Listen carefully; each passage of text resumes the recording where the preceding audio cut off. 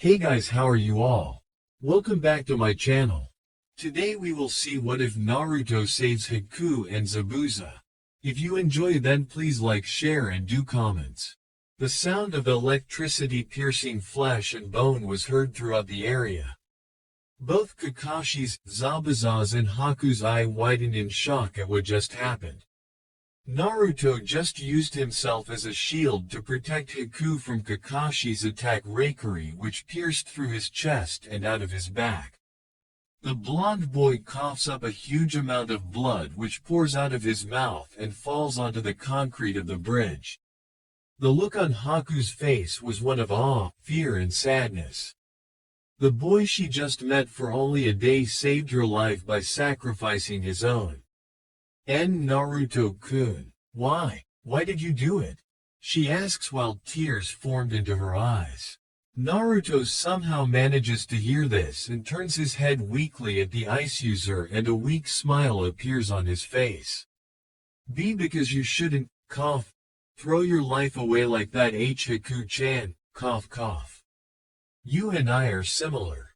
We both suffered and both were hated for something we had no say in. I wish we could have met on a different occasion too, but it seems I won't get the chance to see you live your own life. He says, and then looks back at the fading Reikari that entered into his chest cavity, and when it's gone, he pulls out Kakashi's hand while grunting in pain. When he finally removes it, shocking the copy nin, a sickening squelch was heard and he falls to the ground while a puddle of his own blood forms on the ground. Haku realized what had happened and then tears fell from her face. Nato-kun, she cried out and ran towards him and kneeled down. The blonde's breathing started to become shallow and darkness was about to take his vision over. Please don't go. You're the only person aside from Zabuza-sama to ever connect with me. Please don't leave me. She begged while tears fell from her face and onto his cheek while he smiled a smile that was filled with his own blood. Sorry Haku-chan, but appears that life can be cruel to anyone, especially the innocent, cough, I'm sorry. He says while his lids become heavy, scaring Haku. No, stay awake you baka, stay awake, she screamed out as more tears dropped onto the blonde. Zabuza, who was watching this, couldn't help but admire the boy's resolve. I can't believe it. This boy, no young man, saved mine and Haku's life. Why would he save the enemy, and how does Haku know him? Did she meet him when I was recovering? Kakashi, however, looked away from his fallen student. The dogs that were latched to Zabuza disappeared into a puff of smoke and he lets out a painful grunt. Haku, he started to say to the now sobbing and broken girl who was watching her first friend pass away slowly. Him, Kakashi, Haku, Tazuna, and Sakura heard a laugh from the other side of the bridge. It was Tazuna and what appeared to be 100 thugs, while in the middle of the gap was a short man in a black suit grinning. Well, would you look at this? The demon of the mist and his bitch are defeated by a bunch of brats. How pathetic. He says out loud while the other thugs laugh. Zabuza glares at the man while Haku looks up in shock to see Gato. Naruto looks up weakly and glares at the man too. So that's the Teme who killed Inari's dad, cough. He says and finds it hard to give into the darkness. Gato grins as he looks at the situation. Zabuza tries to pick up Kabikari Honcho, but his arms were in pain and were weak. Kakashi's chakra was low and he couldn't use another Reikari unless he wanted to pass out again. Once I kill you fools, I'll have my men ransack the village. But I think I'll keep the women alive for stress relief, especially that bitch that broke my arm. I'm gonna enjoy making you scream before I give you to my men. He says while licking his lips, and the men give her a lecherous look. Haku's eyes widened in fear when she heard that and couldn't fight back due to how much chakra she used up. Nato heard this and his eyes widened in horror and he started to leak a small amount of murderous intent out.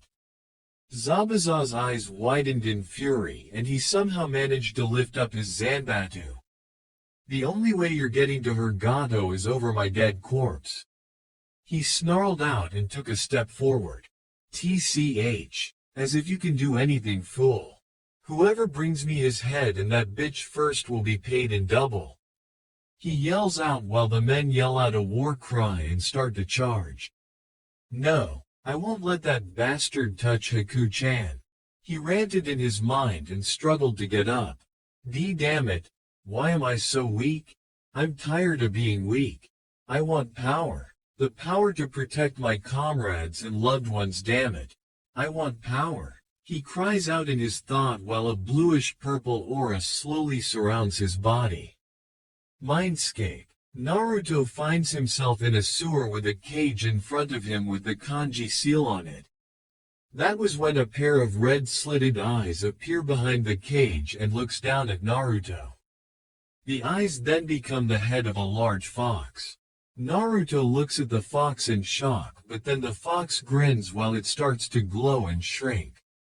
The glow becomes human-shaped and in front of Naruto was the most beautiful woman he's ever laid eyes on. Her face was heart-shaped and she had ruby red slitted eyes and ivory-colored skin. She wore a crimson kimono with what appeared to be black suns on them and it hugged her hourglass figure. Her assets were D-cupped and seemed to be not too big and not too small. Her long flowing red hair was a reddish-orange color and fox ears appeared to be on her head. 9 flowing reddish-orange tails swayed behind her and she also had a slit in her kimono which showed off her long white legs. She also had on ruby red lipstick. Naruto couldn't help but blush at the sight and she let out a devious grin and an unknown force pushes him towards the cage. She then reaches out and caresses the boy's face with hands. Do you want power, boy? The power to protect those you cherish? She asks in a calming and melodic voice. Huh? He asks while she repeats the question. I asked you if you wanted power. Power that would make you strong enough to protect anyone you cherished?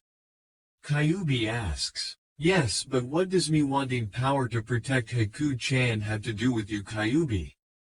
Naruto asks while the fox sighs. Because boy, you have just activated your bloodline, one that surpasses all the others. I can fully activate it, but I want freedom. She says and Naruto steps back. No way. You'll just finish what you started 14 years ago. Plus it's your fault my life was a living hell in the first place. Why the hell should I trust you? He yells and she gets angry and releases a wave of killer onto the frightened boy. Because you have no other choice, you stupid fool. Did you forget what that man plans on doing to that ice girl and the females of the village? I'm trying to help you awaken your ancestors' bloodline. A bloodline that'll make all others look like a joke. And do you actually think I attacked your village for the fun of it? Well, guess what, Ninjin? T have a say in the matter.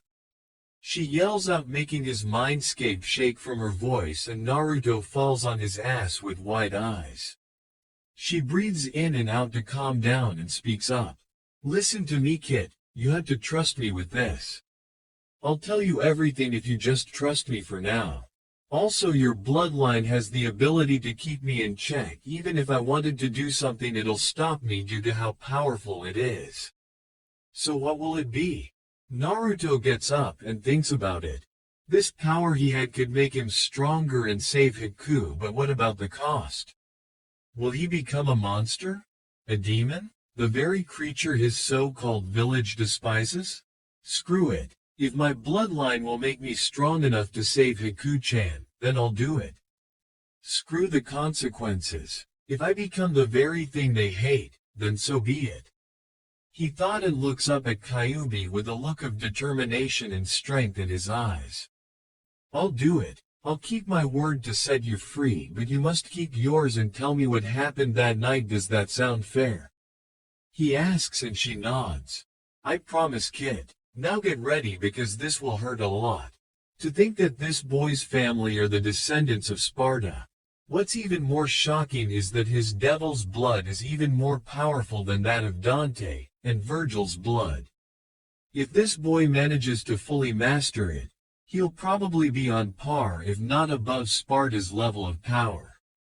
He'd also make a great mate, she thought with a small blush on her face, and when her eyes glow red, Naruto suddenly screams out in pain and vanishes from his mind. Outside world, the bluish-purple energy that surrounds Naruto's body grows bigger and bigger while his eyes become red and his breathing became raspy. Gato's men got ready to charge at the weakened Nin, and when they started to, they stopped and froze in fear at the murderous intent and power they were feeling. Kakashi and Zabuza felt it too, and they looked over at the direction where it came from. Haku stopped crying and looked at Naruto's with wide eyes. His body that was surrounded by the aura and his eyes were glowing red. Naruto's breathing started to get raspier and he started to slowly get up. The hole in his chest started to close up with steam rising from it, and his features started to change. His hair started to change. It got longer and spikier until it was shoulder length, and bangs appeared on the side of his face. It also changed from blonde to silver white, Tobirama's and Minato's hairstyle combined. The whisker marks on his face started to fade away, and the baby fat on his face and body started to shrink and became lean muscle, but not too lean. His orange jacket started to stretch and rip as he started to grow a little, and the incisors in his upper jaw became longer. Kakashi's eye widens in shock as he witnesses this and was trembling slightly for the power he was feeling. What's this power I'm feeling from Naruto? Is the fox getting free? No, this isn't the Kyuubi's power. It's something else, and it's stronger than the fox's aura. What's happening to you, Naruto? He thought as he watched the aura become stronger and swirl around the boy's body. Zabuza was sweating a little at the power. What the hell? This can't be chakra, it's too powerful. How can he unleash this level of power from his body and not be crushed by the pressure? He thought, and the former blonde snarled as his energy flared up instantly, sending a small shockwave around the area. Haku let out an eep while covering her face with her hands to keep the debris out of her face and eyes. Kakashi and Zabuza had to add chakra to their feet to avoid being sent flying off the bridge.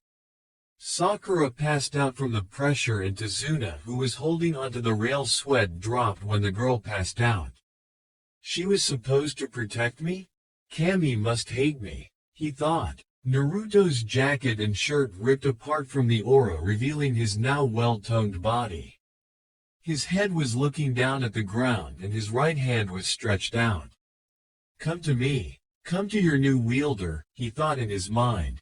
In a cave near the coast of Nami, a sheathed oak katana was laying on a rock until a bluish-purple aura surrounded it and it pulsed. It was kept in a black metal scabbard with a yellow tie hanging from the bottom of it.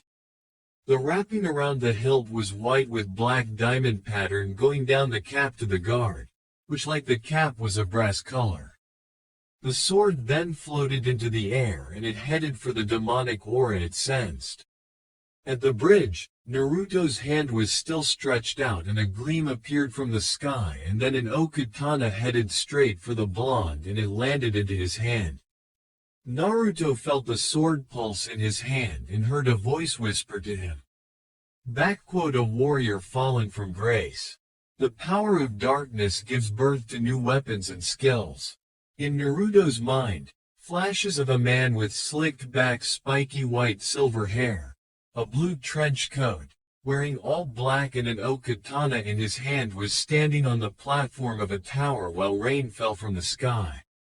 Another flash appears and he sees the man performing a series of teleporting and slashes while killing strange creatures and then fighting a man with silver white hair like him, only it wasn't slicked back and was wearing a red trench coat, and fighting him with what looked a claymore connected with a skeleton that appeared to be the guard and hilt. The last flashback that appears is with the man's hair similar to the man in the red trench coat with his sword stabbed into the other man's torso and says this. Might controls everything and without strength you can't protect anyone or anything, let alone yourself. The flashbacks ends after that while Naruto stares at the blade. Enma katana. Yamato, whispered Naruto as the aura started to shrink and only surround his body. Naruto's head rose, revealing a pair of glowing red eyes that were glaring at Gato and his men who were still shivering at his gaze. Naruto then started to slowly walk towards the men. He then speaks in a dark and cold tone. The moment my body changed and my blood awakened, a voice echoed in my head saying, "Power, give me more power." He says walking towards the frightened men while Yamato's pulse becomes faster. If I become a demon, then so be it. I'll do whatever it takes to protect her, to protect Haku-chan, even if it means me being in exile. I will not let scum like you put your filthy hands on her or anyone else I care about. He says and places his left hand on the sheath and his right hand on the hilt. A tint of pink appears on Haku's face when she hears him vow to protect her from Gato. He then gets into a Batojutsu stance while glaring at Gato and his thugs. Gato snaps out of his daze and shouts, "Kill that brat and bring that bitch to me." The thugs once again yell out and charges at the now silver-haired blonde. Naruto looks at them and a cold smirk appears on his face. "Die," he says and instantly draws Yamato and performs a horizontal slash at them and pauses for a moment when an invisible slash heads for them and they stop when they get a funny feeling through their bodies. Naruto then performs a series of slashes at them and then turns his back at them and slowly sheathes his sword. "Hey, did you feel that? It felt like we got hit by a..." The thug didn't get to finish his sentence when Naruto fully sheathes the sword. A clicking sound from the guard and sheath was heard. Blood, gore and body parts scatter from the thugs, but for those that weren't killed by the invisible attack ended up losing limbs as well as get cuts and gashes all over and were letting out screams of pain and agony until they died.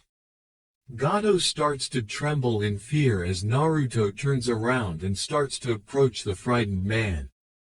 Gato tries to turn and run away, but Naruto once again draws the sword and sheathes it instantly. A slash mark appears on the man's back and blood sprays from it. The midget screams out in agony and pain and falls to his knees. Naruto had just skewered the man's spinal column, paralyzed the man from the waist down. Naruto then vanishes and appears with Yamato drawn in front of the man who was now whimpering as he gazed into the glowing red eyes of Naruto. "Please don't kill me. I was only kidding about making the girl and women in the village my pets. Please don't kill me," he begged, hoping the boy would let him live to see another day. Naruto just looks at the man and smirks. "I have another option for you, Gato. I'll let you go," he says while Gato lets out a sigh of relief, but then his body jerks and he looks down to see a silver blade pierce his stomach. He coughs up blood and then looks back up at Naruto, who had a dark expression on his face. "To hell that is. There you'll get to meet all kind of demons and monsters that people like you only dream of," he says and pulls the blade out his gut and then swings the sword at his head, lopping it off while a fountain of blood sprays from the man's stump of a neck. Gato's head, which had a look of horror on his face, flew off the bridge and into the ocean. The blood from Gato's body gets all over Naruto's body and hair as he watches the body hit the ground with a thud. He then swipes the blood from the sword and sheathes it again. He then brings his hand up and swipes the blood out of his hair. Zabuza, Kakashi, Haku, and Tazuna had different expressions on their faces. Most of them were looks of amazement, shock, awe, and a little fear. Naruto looks at them and a small smile appears on his face while the aura fades away and his eyes return to normal. "It's over," he says, and then darkness takes over his vision and he collapsed while hearing Haku cry out his name. "Naruto-kun," she says while running towards the unconscious former blonde. 3 days later, Naruto finds himself in his mind again, but the only difference was that it wasn't a sewer, it was similar to a mansion. He walked through the hallway of the place until he saw a door with the kanji seal on it. He then blinks for a while and then opens the door only to see Kyuubi in her hybrid form sitting on a bed with her legs crossed and reading a red-covered book. Her ears twitch and she looks up to see Naruto staring at her and smirks. "Are you done checking me out, Naruto-kun?"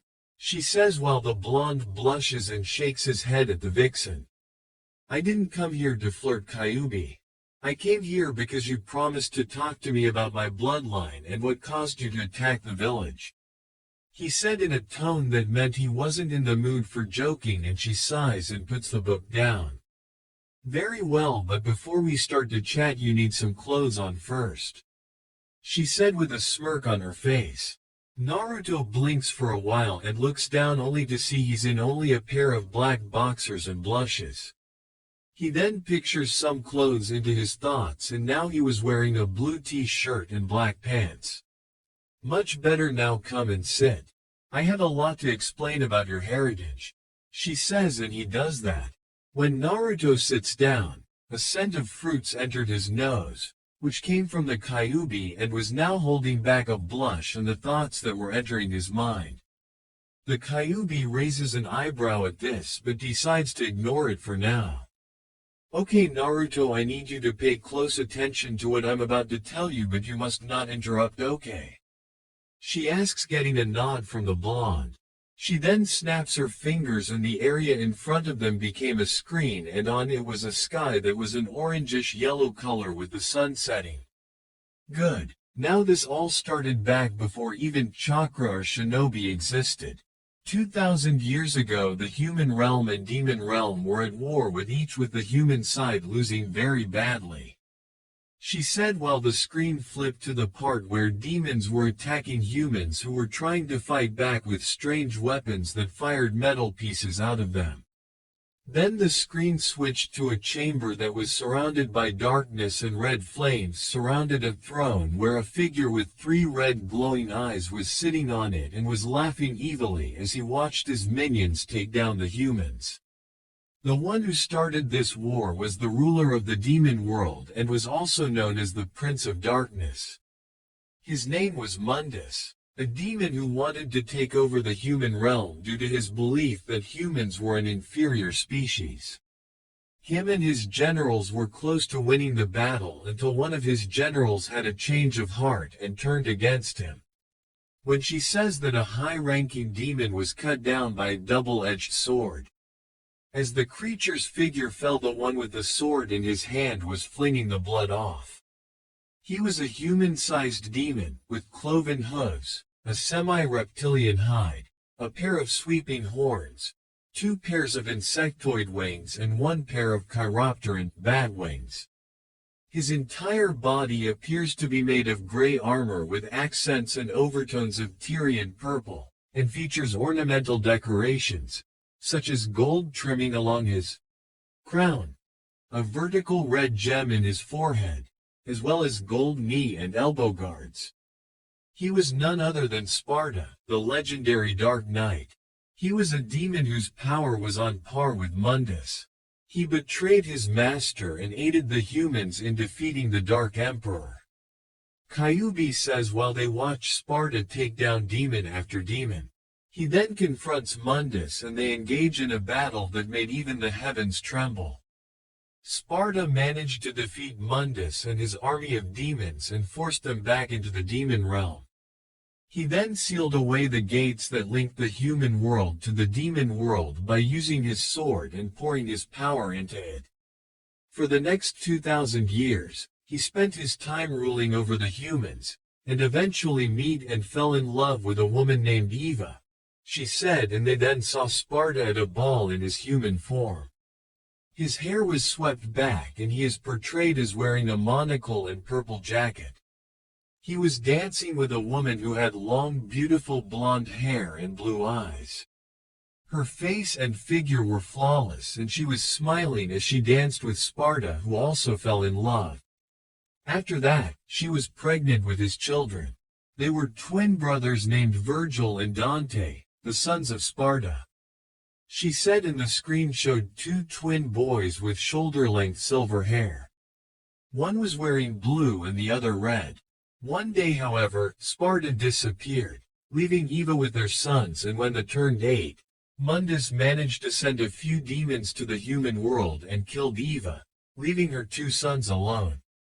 They then saw the bloody and dead form of Eva while Dante and Virgil cried over the lose of their mother. This event changed both Virgil and Dante. Virgil took the path of power while Dante became a demon hunter. Sparta left Dante and Virgil with his other swords, Rebellion and Yamato. The sword you have now is Yamato. It is a sentient blade that is also the key to opening and closing the gates to the demon realm. It can also cut through anything including time and space and taking down someone at long distances. She said while Naruto's eyes widened. If you're wondering, no, you can't do that until you understand the style that goes with the sword, but I'm sure Yamato will help you once you get the basics of swordplay down.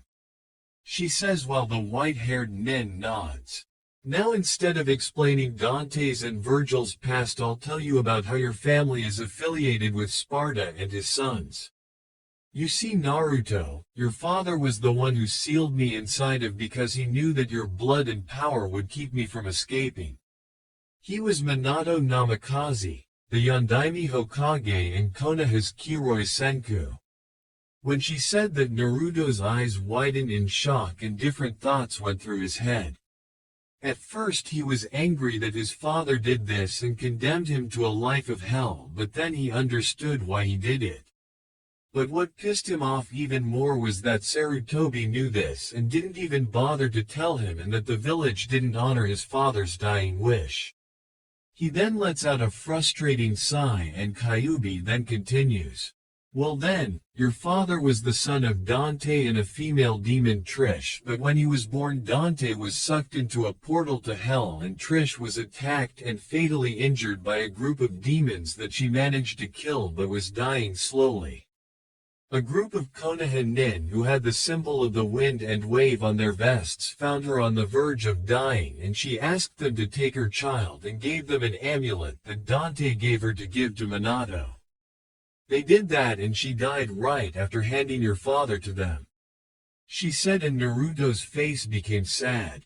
Now your father never knew about his demonic heritage, but he was capable of creating and making jutsu that made him feared and respected throughout the shinobi world. Now your father did discover his demonic heritage when he turned 17 but kept it a secret from everyone, even the Hokage. He also would have fully awakened his devil's blood, but then I attacked, and here's the reason why. A man wearing an orange mask and a red cloak that was black and had red clouds on it cast a genjutsu on me. I remember seeing a red eye with 3 tomo on it, so he must have been an Uchiha. Anyway, I went berserk and attacked the closest thing, and that was your village. Your father summoned the Shinigami and sealed me into you at the cost of his life. Now about your bloodline. It is called Devil's Blood and it is stronger than any other, but that doesn't make you invincible. Just like any other, you have to work in making it stronger. Now these are the abilities that your bloodline gives you. Since you are now a half-devil, your speed, strength, stamina, reflexes, and senses have increased to superhuman levels, as did your healing factor. Even a strike to the heart wouldn't kill you. Also Naruto, while you were unconscious, your body structure changed so it could adapt to the power you awakened when you were at the bridge. So now you'll have the appearance of a 16-year-old and you're also taller now. She replied while Naruto's eyes grew wide at the info he gained on his father and family and spoke up. What about my mother? What happened to her? Naruto asks while she shrugs. I don't know. It's possible she died giving birth to you, but other than that, I don't know.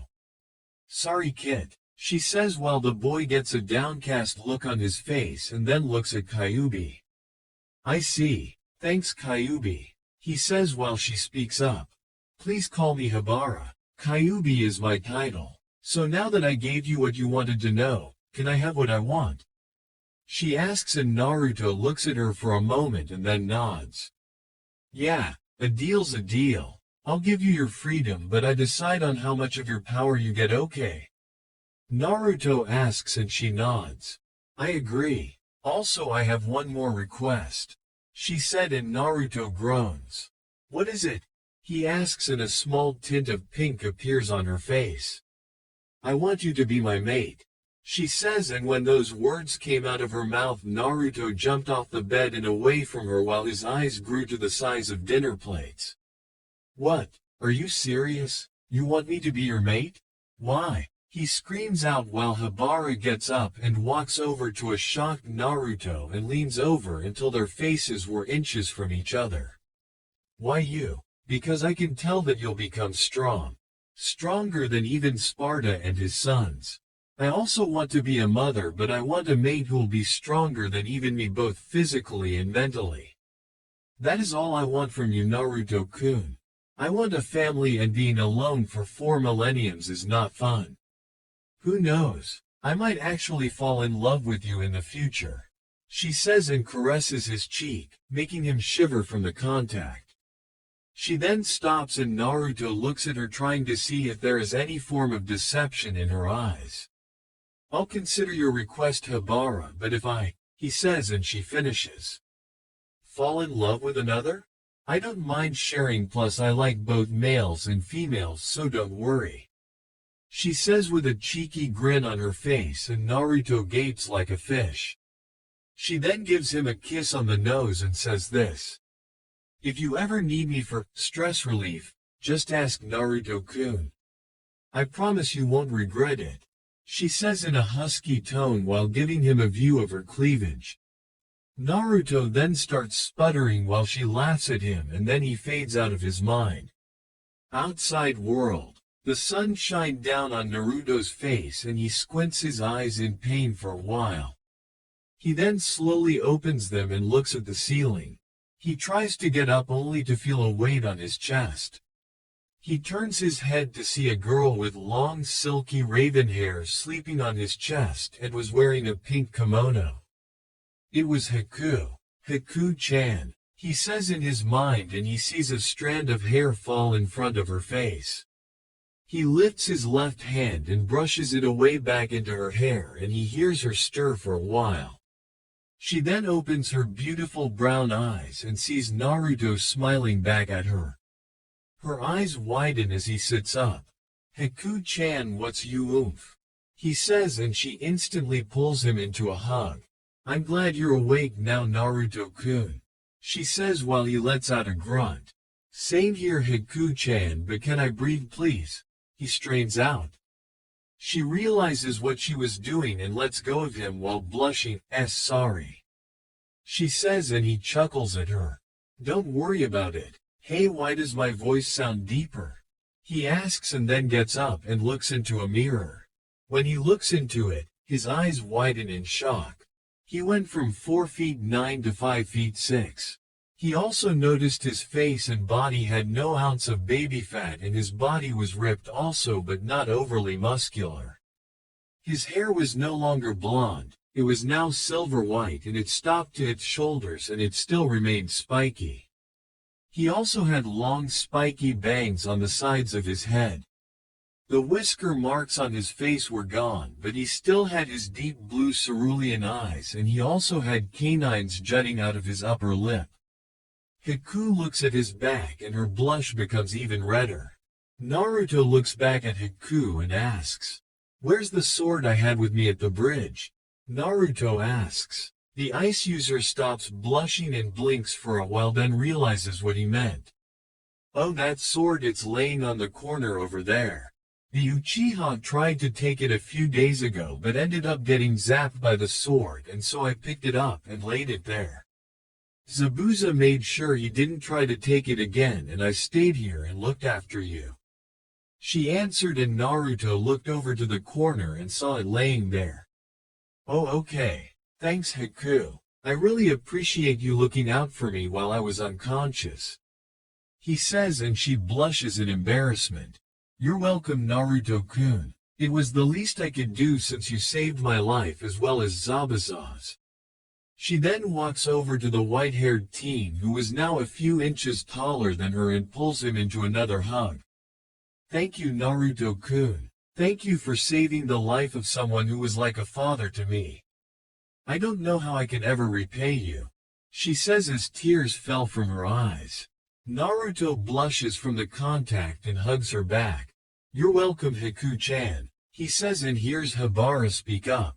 "I know how she can repay you, Naruto-kun, and it involves her stripping down to her underwear and giving you a—" "Hibara, don't you finish that sentence," he yelled in his mind while she giggles.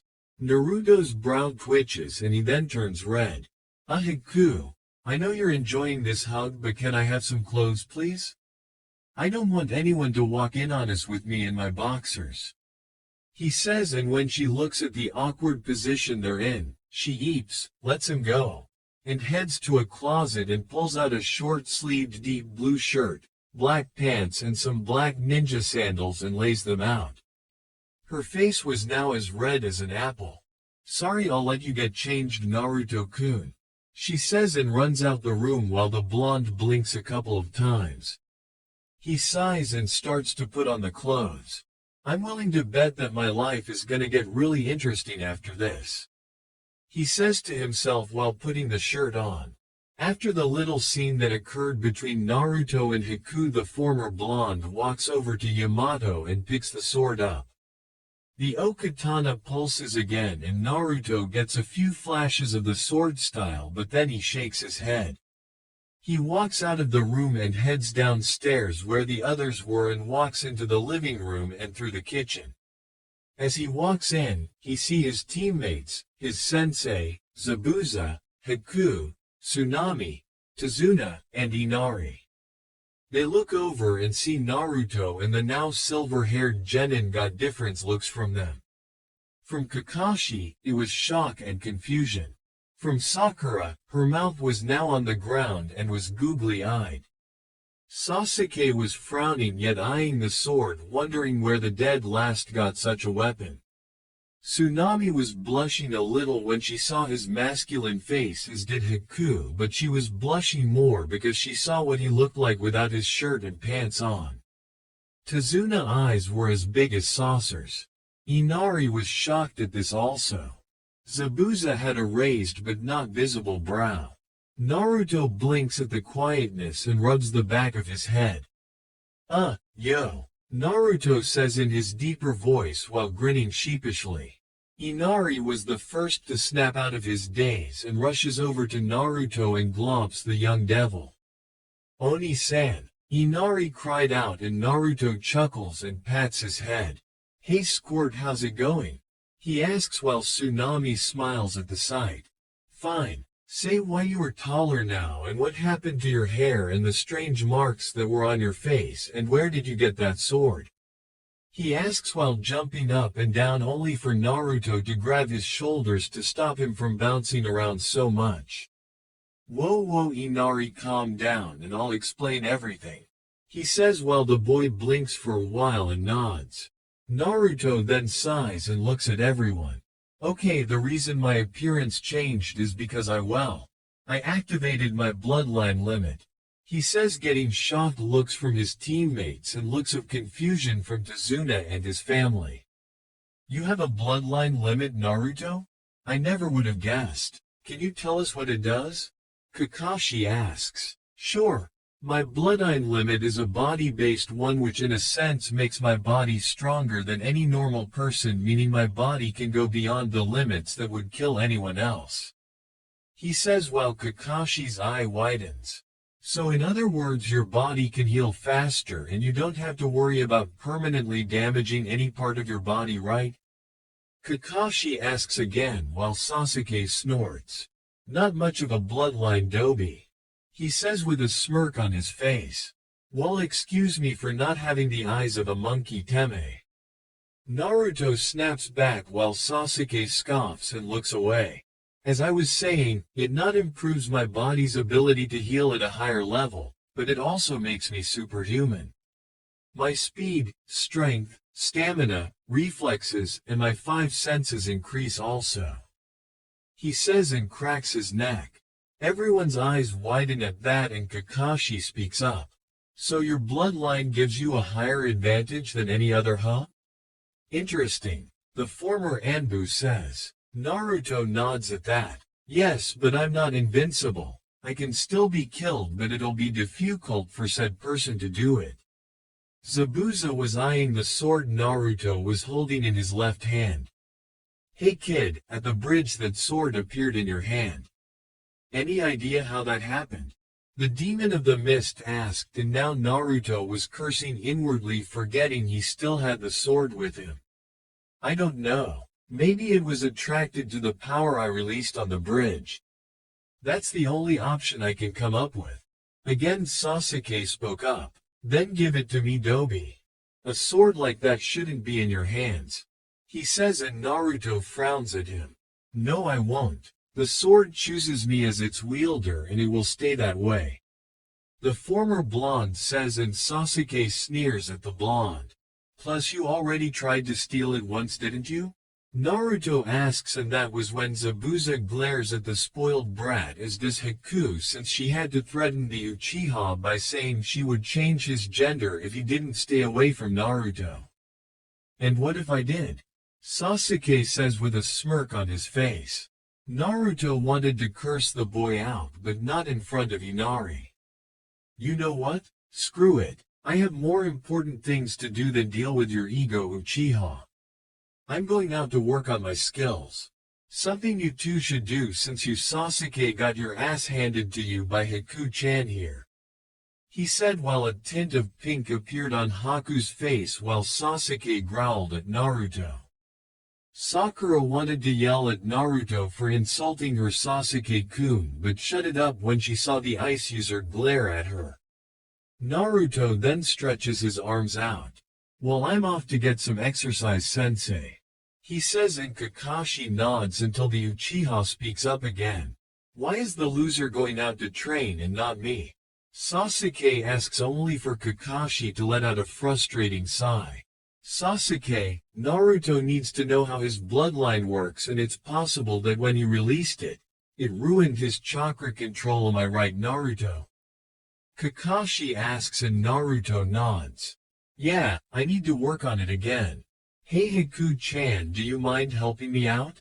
He asks her and Haku nods, but her cheeks were still pink. Zabuza saw this and was inwardly groaning. Oh, don't tell me she has a crush on the Gaki? Great. Just great. Well, at least it's not the Uchiha. I'd have to strangle that brat if he even thought about touching Haku. He thought, and Haku left with Naruto to train in the forest.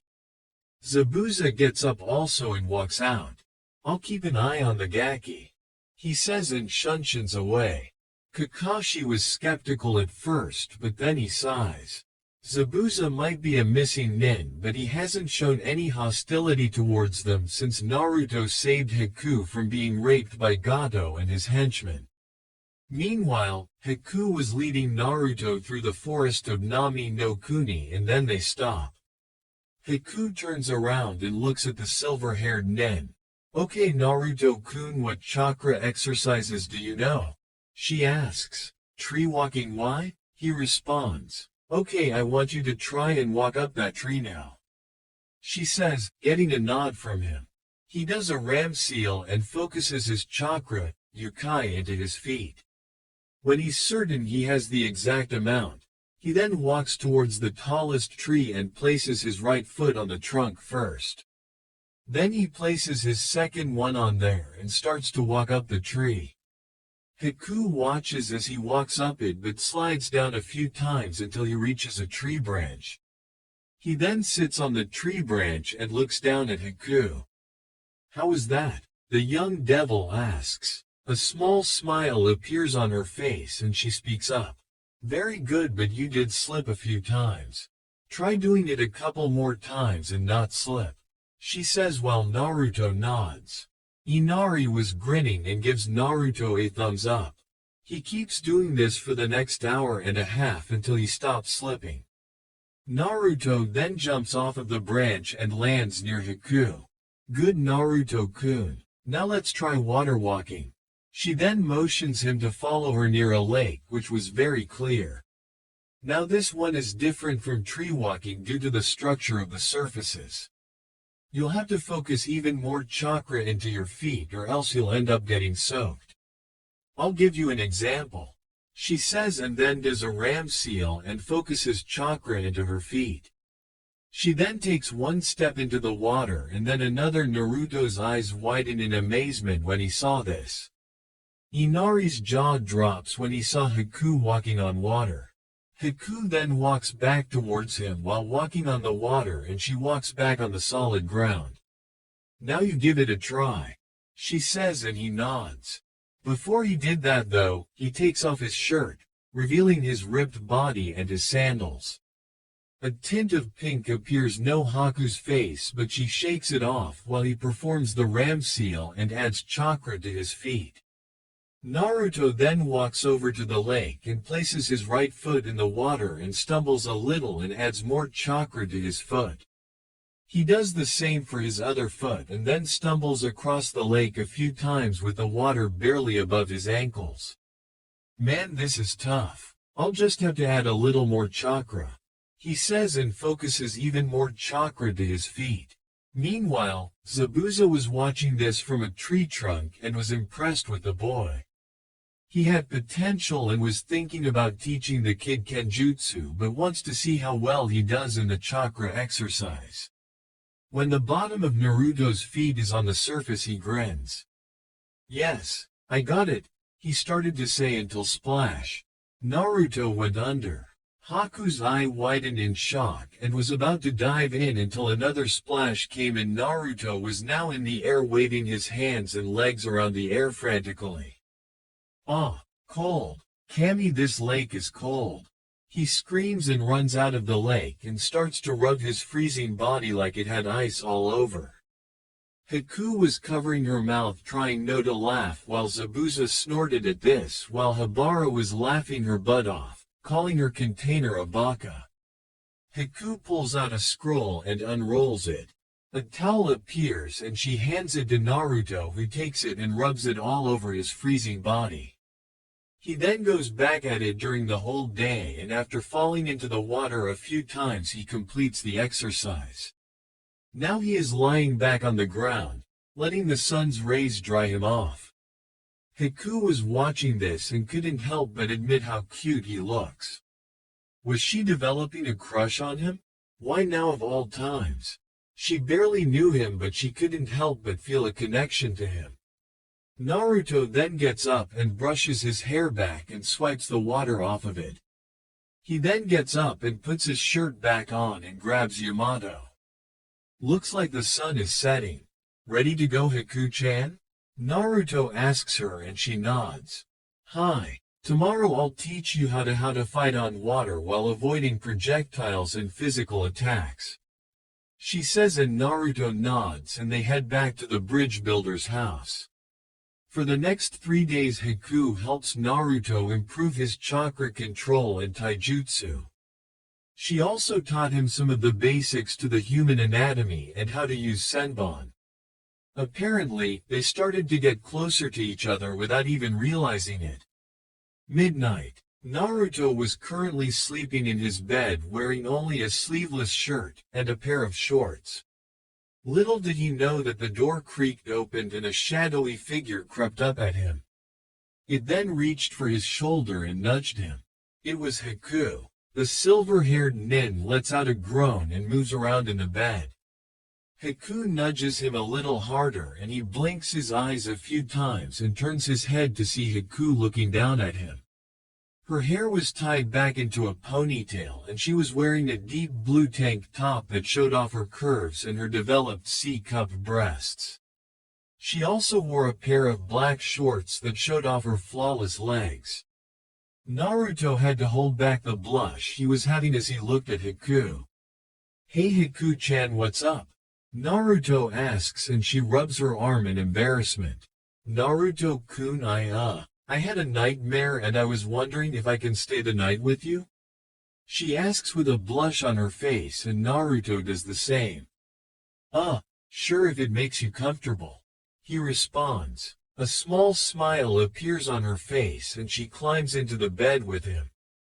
Haku then wraps her arms around his waist, pushes her body against his. She then rests her head on his chest. Naruto was shocked at how forward Haku was being, and his face was heating up, and he felt his friend waking up from the contact of the opposite, and Naruto was now sweating bullets on the inside. Oh hell no, not now. Damn puberty and damn teenage hormones. Now Haku-chan will think I'm a pervert. Please don't let her notice and castrate me. He ranted in his mind. Hibara was seeing this and an evil grin appeared on her face. She started to put images of Naruto and Haku being intimate.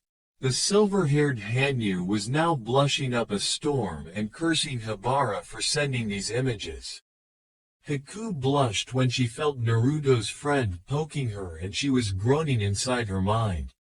"Oh Kami, he's poking me. Maybe I shouldn't have been so forward.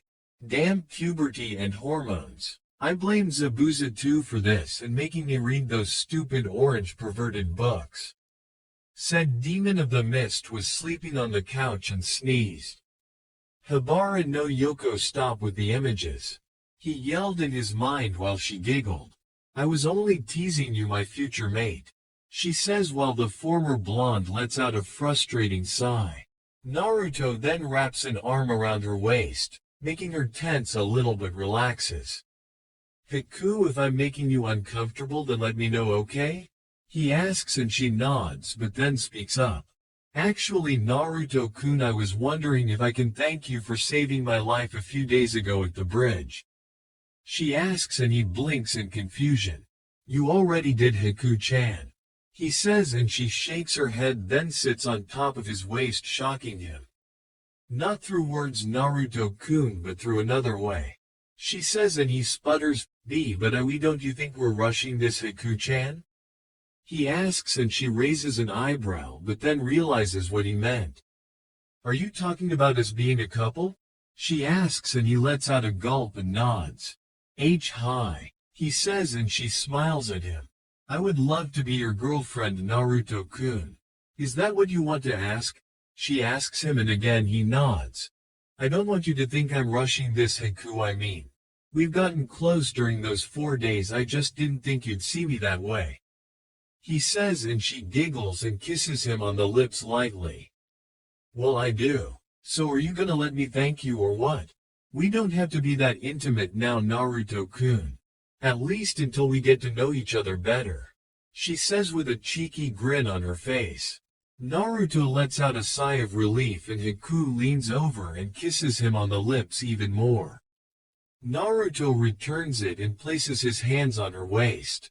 They continue the make-out session for a few minutes and then stop.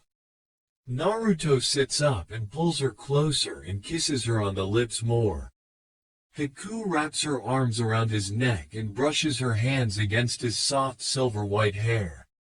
Naruto brushes his hands against her legs, getting a low moan from her. He slips his hand under her shirt and starts to caress her flat and well-toned stomach, making her shiver as she felt him move his hand up and down her torso. They stop kissing each other, and Naruto looks into her beautiful brown orbs and she looks into his cerulean eyes. Naruto removes his hand from under her shirt and places his hands near the button of her shorts.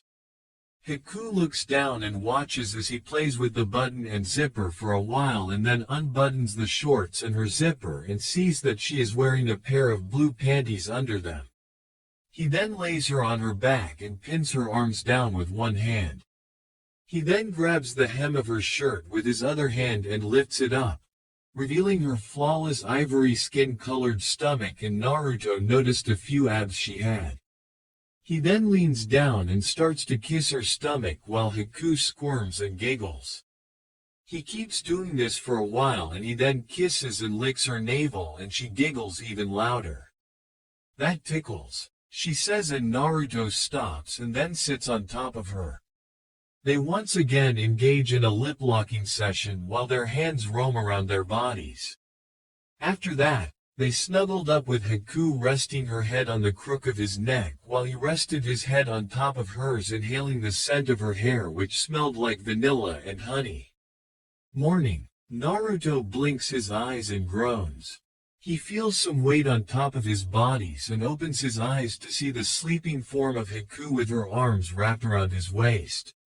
He couldn't help but smile at the sight because she looked like an angel.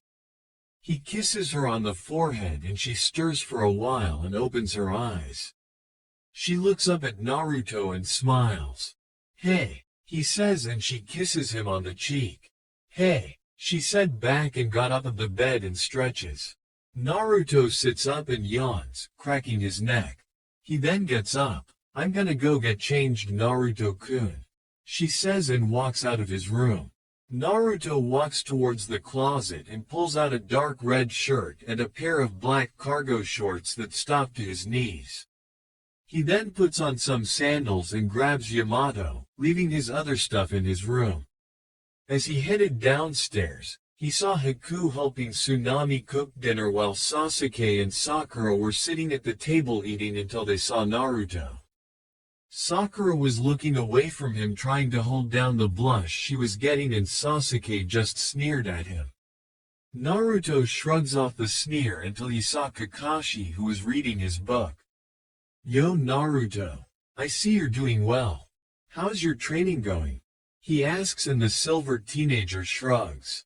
"It's actually going well. My chakra control is improving thanks to Haku-chan," he says while she blushes. Kakashi sees this and smiles. "Oh yes, Zabuza wanted you and Haku to meet him in the forest after breakfast," he says while Naruto nods until Sakura speaks up. "Sensei, don't you think we should be more wary of that man? He is a missing nin after all," she asks while Kakashi sighs. "Sakura, if Zabuza wanted to kill us, he would have done it already when we were sleeping. So once we're done, we'll be going out to the field and work on your skills also," he says, getting a smirk from the Uchiha, who thought he was gonna get better training than the dead last. After eating, Haku left with Naruto and headed into the forest where the lake was. Forest of Nami no Kuni. Zabuza was currently sitting on a log with his sword impaled into the ground and his eyes closed. Haku and Naruto appeared and he spoke up. "Good, you're both here," he says, and opens his eyes. "Now the reason why I called you out here, Gaki, is because I plan on teaching you Kenjutsu until the bridge is finished. If you show any improvement, I'll consider teaching you the Muon Satsujin Jutsu, silent killing jutsu, and a few sweetened jutsu," he says, getting a wide-eyed look from the blonde. Zabuza then pulls out a scroll and opens it. In a puff of smoke, two Bakken, wooden swords, appear, and he grabs one and tosses the other to Naruto, who catches it. "You remember the phrase crawl before you walk and walk before you run? The same goes for swords play. You're gonna learn the basics of it first before we even go on to the more advanced parts, and trust me when I say it's not easy," he says while Naruto nods. So during most of the morning, Zabuza was teaching Naruto the basic sword katas and was very impressed with how well he was learning them. The Gaki must have a photographic memory. It usually takes a beginner a week to get the basic sword katas down. If he can understand the basics already, then he'll be a force to be reckoned with when he masters the intermediate and advanced forms. And when that happens, I'll be in for one hell of a sword fight. The Demon of the Mist thought while he watched Naruto work on the kata with the water clone. "Alright Gaki, take a 5-minute break," he called out to the silver-haired teenager, who nods and lets out a sigh of relief and wipes the sweat off his forehead with his arm. Haku walks over and gives him a bottle of water. Thanks Haku-chan, Naruto says and takes the bottle and gulps down the water in it. Naruto then sits on a log as does Haku and he rests his head on her shoulder getting a blush from the girl. Zabuza saw this and was grinning under his mask. Blackmail. I'm never gonna let her live this down, he thought and chuckles to himself. After the 5-minute break was over, Naruto went back to practicing the sword katas and then did some physical exercises like push-ups, sit-ups, pull-ups, and curl-ups. The afternoon came and the three headed back to the bridge builder's house to get some lunch. Zabuza opened the door first and Tsunami was in the kitchen making some lunch. She hears the door open and sees Naruto, Zabuza and Haku. Welcome back. How was the training? She asks and Naruto rubs his in mock pain. Painful. He says only to get smacked in the head by Zabuza. Stop crying, brat. Pain is good for you, he says while Haku giggles at her boyfriend who mumbles. I have lunch ready if you're hungry, she says and comes out with 3 plates of onigiri and sets them on the table. Thank you Tsunami-san, Haku said while Naruto and Zabuza nodded a thanks and started to eat. After eating, Haku helped Tsunami with the dishes while Zabuza slept on the couch. Naruto was sitting on the floor with Yamato in his lap in a lotus position. The sword glowed a bluish-purple color as Naruto bonded with the sword. Mindscape. Naruto was now in his mindscape standing in the middle of a field with Yamato in his hand. The sword glowed and then it floated out of his hand and in front of him. The blade then glowed even brighter and then formed into a human shape. The glow faded and standing in front of Naruto was a silver-haired man. His hair was slicked back and spiky and was wearing all black from his shirt to his boots and wore a blue long coat with 3 tails and a snake-like pattern on the right side of the jacket. He looked at Naruto who was shocked and spoke up. Hello descendant of Sparta, he says in monotone while Naruto blinks and then smiles. So you're Yamato, huh? I wonder why you're taking the form of Virgil Sparta, he asks and Yamato speaks. He was the last one to wield me but he could never use my power at its fullest due to his desire to gain power no matter the cost. But that was due to the fact that he blamed himself for not being strong enough to save his mother. Do you remember when you used me to kill those ninja on the bridge? You were able to use a small amount of my power then but that was due to your devil's blood awakening, he says and Naruto nods. I'm sure you were told by Habara that I can cut through anything including the fabric of space. But that's not all. I can also cut down targets without even touching them. When you continue your training, I'll be teaching you and passing on the knowledge of the style my previous wielders used. It's called the Dark Slayer style. It's normally based on teleportation but it is difficult to master, he explained while Naruto's eyes widen in shock. So this style basically gives me the ability to disappear and appear before my enemies? Naruto asks and the sword nods. Yes, it does. Also the sword style basically used is based on attacking with the sword and the sheath, he says getting a nod from the young devil. I remember this though Naruto, you control the devil's power, it doesn't control you, he says and transforms back into the O-Katana and lands back into Naruto's hand. Outside world. Naruto opens his eyes and then sits up and sees Zabuza still sleeping on the couch. He twitches and walks over to the man and knocks him upside the head with Yamato's sheath. Zabuza gets up rubbing the lump on his head and glares at Naruto. So are you ready or do you need to count more sheep? He asks and Zabuza grumbles and gets up, grabbing his Zanbatsu. Come on Haku, he calls out and she joins them outside to continue Naruto's training. It was now 6 p.m. and Team 7 were waiting for Naruto, Zabuza, and Haku to show up. Kakashi was sitting on the couch reading his book and Sasuke was brooding while Sakura was groaning from the training they did. "Where is the Dobi at?" Sasuke asks. "He's probably still out training." Kakashi replies and the Uchiha scoffs. "What for? He's weak," he says while his loyal fangirl nods. "Don't speak that way about your teammate Sasuke. After all, he was the one who killed Gato and his men while you were unconscious," he says and turns the page in his book and Sasuke growls. "Only because of that sword's power. I should have it, not that nobody." He growls and ends up getting a glare from Kakashi. "If I recall, Sasuke, you ended up getting fried by the sword when you tried to steal it. Now shut it, Genin," he says while the Uchiha snorts and looks the other way. The door opened and Zabuza was the first to enter the house while Naruto walked in carrying Haku on his back. "Yo," he says while Kakashi looks up and smiles. "I see you and Haku are getting along well, Naruto," Kakashi says while the two blush and Naruto mumbles about perverted senseis not minding their own business and Haku sticks her tongue at the man who just laughs at them. "So how did the Kenjutsu training go, Naruto?" Kakashi asks and a smirk appears on the silver-haired Genin's face. "Going good, I got the basic katas down already," he says and Kakashi's eye widens but then he smiles. "That's very impressive, Naruto. To get the basic katas for Kenjutsu down in less than a day is very good, especially for someone your age," he complimented while Naruto grinned. "Thanks. So what did Sasuke and Sakura do?" he asks and the prick spoke up.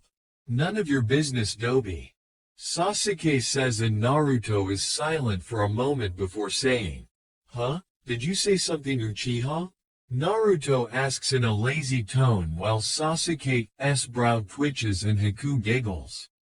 In Kakashi's head, a chibi form of himself was bouncing up and down and waving a flag that said favorite student in kanji.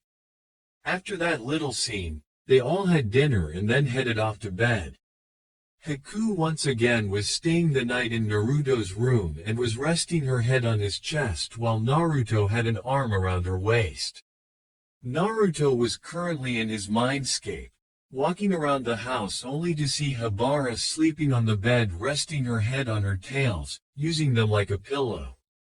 He walks towards her and watches as her ears twitch and in his opinion, made her look cute. He sees a strand of her red hair fall in front of her face and then he sits on the side of the bed and he reaches out and swipes it back into her hair. She then opens her eyes slowly to see the silver-haired teenager looking at her and a grin appears on her face. "Why hello there, Naruto-kun. I was beginning to think you forgot about me," she says with a pout on her face while the blonde chuckles. He then scratches her behind her right ear and she lets out a low purr and presses her head against his hand. Naruto stops doing it and she looks up at him with a frustrated expression because she was enjoying that. "I came here to put up my end of the deal, Habara, and it was your freedom. However, whenever you want to come out, I get to decide how many tails you get to have. Does that sound fair?" he asks. Habara just shrugs and then sits up to stretch, showing off her cleavage and assets that were held in by a sleeveless red shirt. Naruto ends up turning his head so that she doesn't think he's a pervert. A sly grin appears on her face and she sits up and rests her head on his shoulder. "Don't be afraid, my future mate. I won't bite, unless you want me to. I also recall saying that if you want to use me for stress relief, you can." She purred into his ear, making him shiver. She giggles and wraps her arms around his neck and breathes in his scent. "Also, Naruto-kun, I plan on teaching you an art only our kind can use. They are called Kido or demon spells. They are ranked differently than ninjutsu, or with number 1 being the weakest and 100 being the strongest. There are 3 different forms of the demon arts and they are ways of destruction which are offensive, binding arts which are defensive or can be used to trap the target, and the healing arts. When you release me from the seal, I'll start you off from 1 to 25 and see how far you get from there, okay? She asks and the blonde nods. Tomorrow I'll be giving you something that'll be similar to Yamato and it is called a devil arm. She said. Naruto's eyes widen when he hears that and then speaks up. What's a devil arm? He asks and she then holds him even closer. A devil arm is a weapon you gain after you defeat a powerful demon. You gain its soul and it either becomes a powerful weapon or gives you a style. She says, like the Dark Slayer style I gained from Yamato? Naruto asks and she nods. Yes, like that one. I'll be making one out of my chakra, but in order for you to gain it you must face and defeat a doppelganger I created from my chakra. Only then will I give you the devil arm. She says and he nods. Sounds fair. So is there anything else you want? He asks and she giggles and kisses him on the lips. Nothing I can think of, but you need to wake up because your girlfriend is getting close to kissing you in a place that'll make you very happy. She says and the blonde's eyes widen in shock and he then vanishes from his mindscape.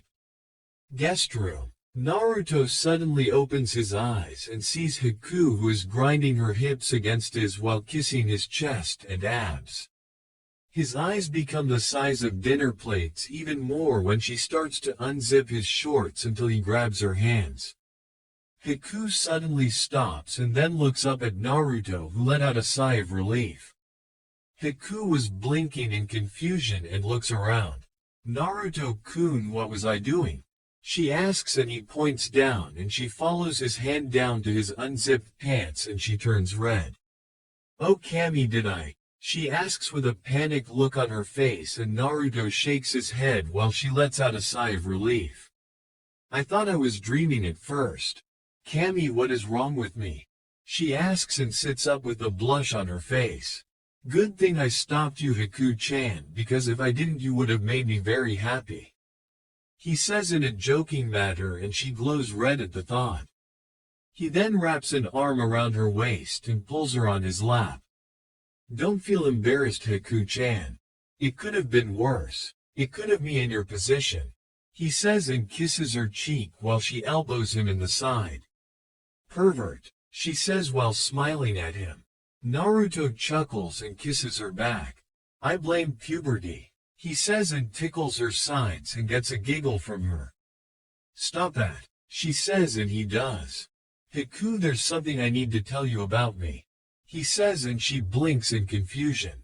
Tell me what? She asks and Naruto lets out a sigh and starts to explain how his father sealed the Kyuubi no Kitsune into him and how he was treated like a plague sign the day he could walk. After that, Haku had a look of shock and horror on her face and Naruto looked at the bed sheets with a look of sorrow and sadness on his face. That was when Haku pulled him into a hug while he quietly cried onto her shoulder. After that they fell back asleep with Naruto holding Haku close. Morning. Naruto woke up and saw Haku snuggling up to him. He then switches himself with a cage bushin and changes into his deep blue shirt and black pants. He grabs Yamato and leaps out of the window and heads to the open field. Open field. Naruto was sitting in the middle of the field meditating while Yamato was feeding him knowledge on the Dark Slayer style and how to use Yamato. During that time red yukai oozed out of his body and floats away from him, and lands on the ground and starts to form. The yukai glows and a flash appears around the field and then dies out. Before him stood a 9-foot red-furred creature that looked like a werewolf, only it had the appearance of a fox. The fox opens his red-slitted eyes and growls at Naruto, who opens his and smirks. The fox flexes its claws while its tail slammed onto the ground, creating a small crack in it. It then snorts red fire out of its nostrils while Naruto's eyes become as cold as ice and his expression becomes emotionless. So you're the one I must defeat in order to gain Hitome's devil arm, correct? He asks in an emotionless voice. The fox nods and then speaks. So you are the last of his kin. The one who betrayed his people for a bunch of fragile flesh bags. It's a shame I never got to face his sons, but you'll do. I am Kan, the demon fox of hellfire. He says and rears his head back to shoot out a streak of red-hot fire out of his mouth while a heat wave is released from his body and the fire passes by Naruto, who doesn't even wince from the heat. When the heat dies down, the bipedal fox looks down at Naruto, who chuckles. Impressive display of firepower. A certain Uchiha on my team would probably have a fit if he saw what you did. He said while the fox snorts. I suggest you get ready to face me seriously, Seed of Sparta, or I will reduce you to ashes. He says and lunges at Naruto and swipes at him with his flaming claws. Naruto leaps over the demon and twirls in midair. He then lands on his feet and then places his right hand on Yamato's hilt. So you want a piece of me, literally, He asks out loud, and the fox turns around and responds by letting out a roar. A reddish-orange circle appears under them and transports them to an arena that's surrounded by mountains, and the ground was black and had red cracks in them. Naruto looks around and chuckles. Okay then, come and get it if you can, he says while pressing his left thumb under the guard and clicks it up while smirking. Battle theme sworn through swords, burial battle. Kan lets out a roar and charges at Naruto on all fours while said heir of Sparta waits for the fox to come closer. Kan rears his fist back and it ignites into a fiery blaze. He brings it down on Naruto, who disappears in a blur while the fist crashes into the ground and a pillar of fire rises from the attack. Naruto appears above Kan and draws Yamato. He then lands on the ground and charges at Kan, who removes his fist from the attack he just performed and swings his tail at him. Naruto leaps over it and brings Yamato down and slashes Kan across his right arm. Said fox grunts out in pain and swipes at Naruto with his left arm. Naruto ducks and then slashes him across the chest, and vanishes when Kan shoots fire from his mouth. He lands on a large boulder while Kan opens his mouth again and was charging up a fire orb that was in his mouth. He unleashes a large fireball from his mouth and the red fireball heads towards Naruto at a fast rate. Naruto performs trick up to avoid the attack, which destroys the rock, leaving a smoking crater. Naruto lands on the ground and then plants Yamato on the ground and performs a few hand seals. Sweden. Teppodama. Naruto then fires off a few water bullets at the fox, and when they hit, Kan lets out a howl as steam rises from his body. Grah, you accursed half-breed, he snarls while both of his hands are ignited by red fire and slams them into the ground. Naruto pulls Yamato out of the ground and his eyes widen when a pillar of fire rises from the ground and turns into a spinning funnel and heads for Naruto at a fast pace. The funnel leaves a trail of fire in its path as it heads for Naruto, who is cursing and barely avoids it. His left arm gets singed by the fire and he hisses in pain. Kan smirks and then charges on all fours at the blonde. Yamato glows a bluish-purple color in Naruto's hand and he charges also. Kan slashes at him with his blazing claw, but Naruto skids on the ground, stabs Yamato into Kan's chest, and the blade moves all the way down to his torso and he slashes downward while blood sprays from the fox's chest. Naruto then plants his hand on the ground and pushes upward in midair and lands back on his feet while twirling Yamato. Kan staggers from the serious injury and collapses. Naruto smirks at this and the demon struggles to get back up while clutching his injured chest and torso. Naruto starts to run towards Kan and increases his speed.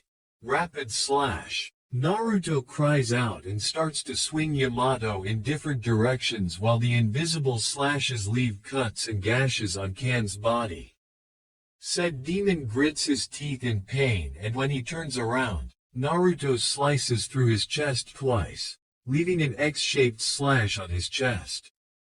The blonde skids forward for a while and stops while twirling Yamato and sheathing the sword slowly. He then clicks it shut when it's fully sheathed and blood sprays out from every cut and gash from Kan's body.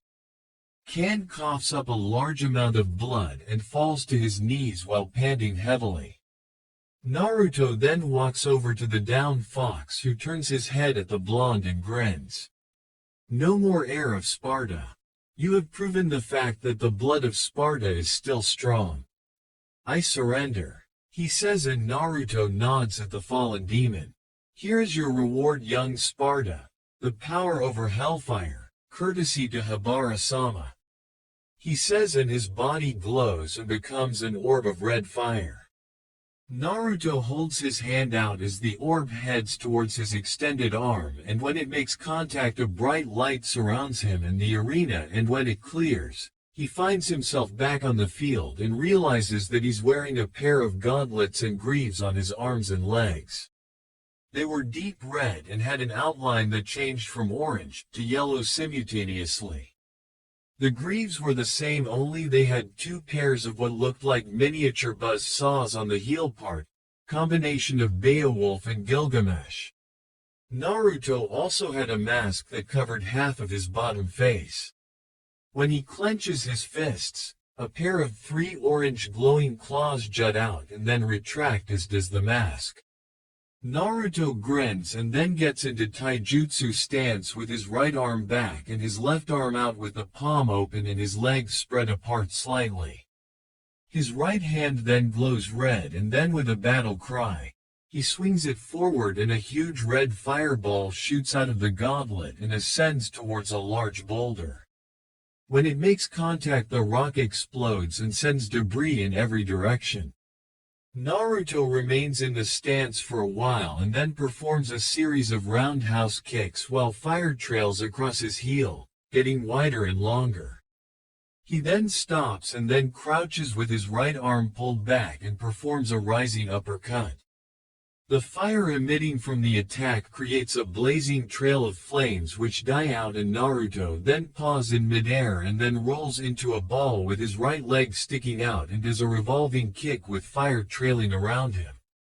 His body moves downward while performing this, and when he's close to the ground, he plants his right foot and arm on the ground, and a powerful heat wave and flames spread outwards, burning grass and the ground as it spread and dissipates. Naruto gets up slowly and then he cups his hands together with his legs spread apart and looks towards the sky. An orb of red and white fire appears around his cupped hands.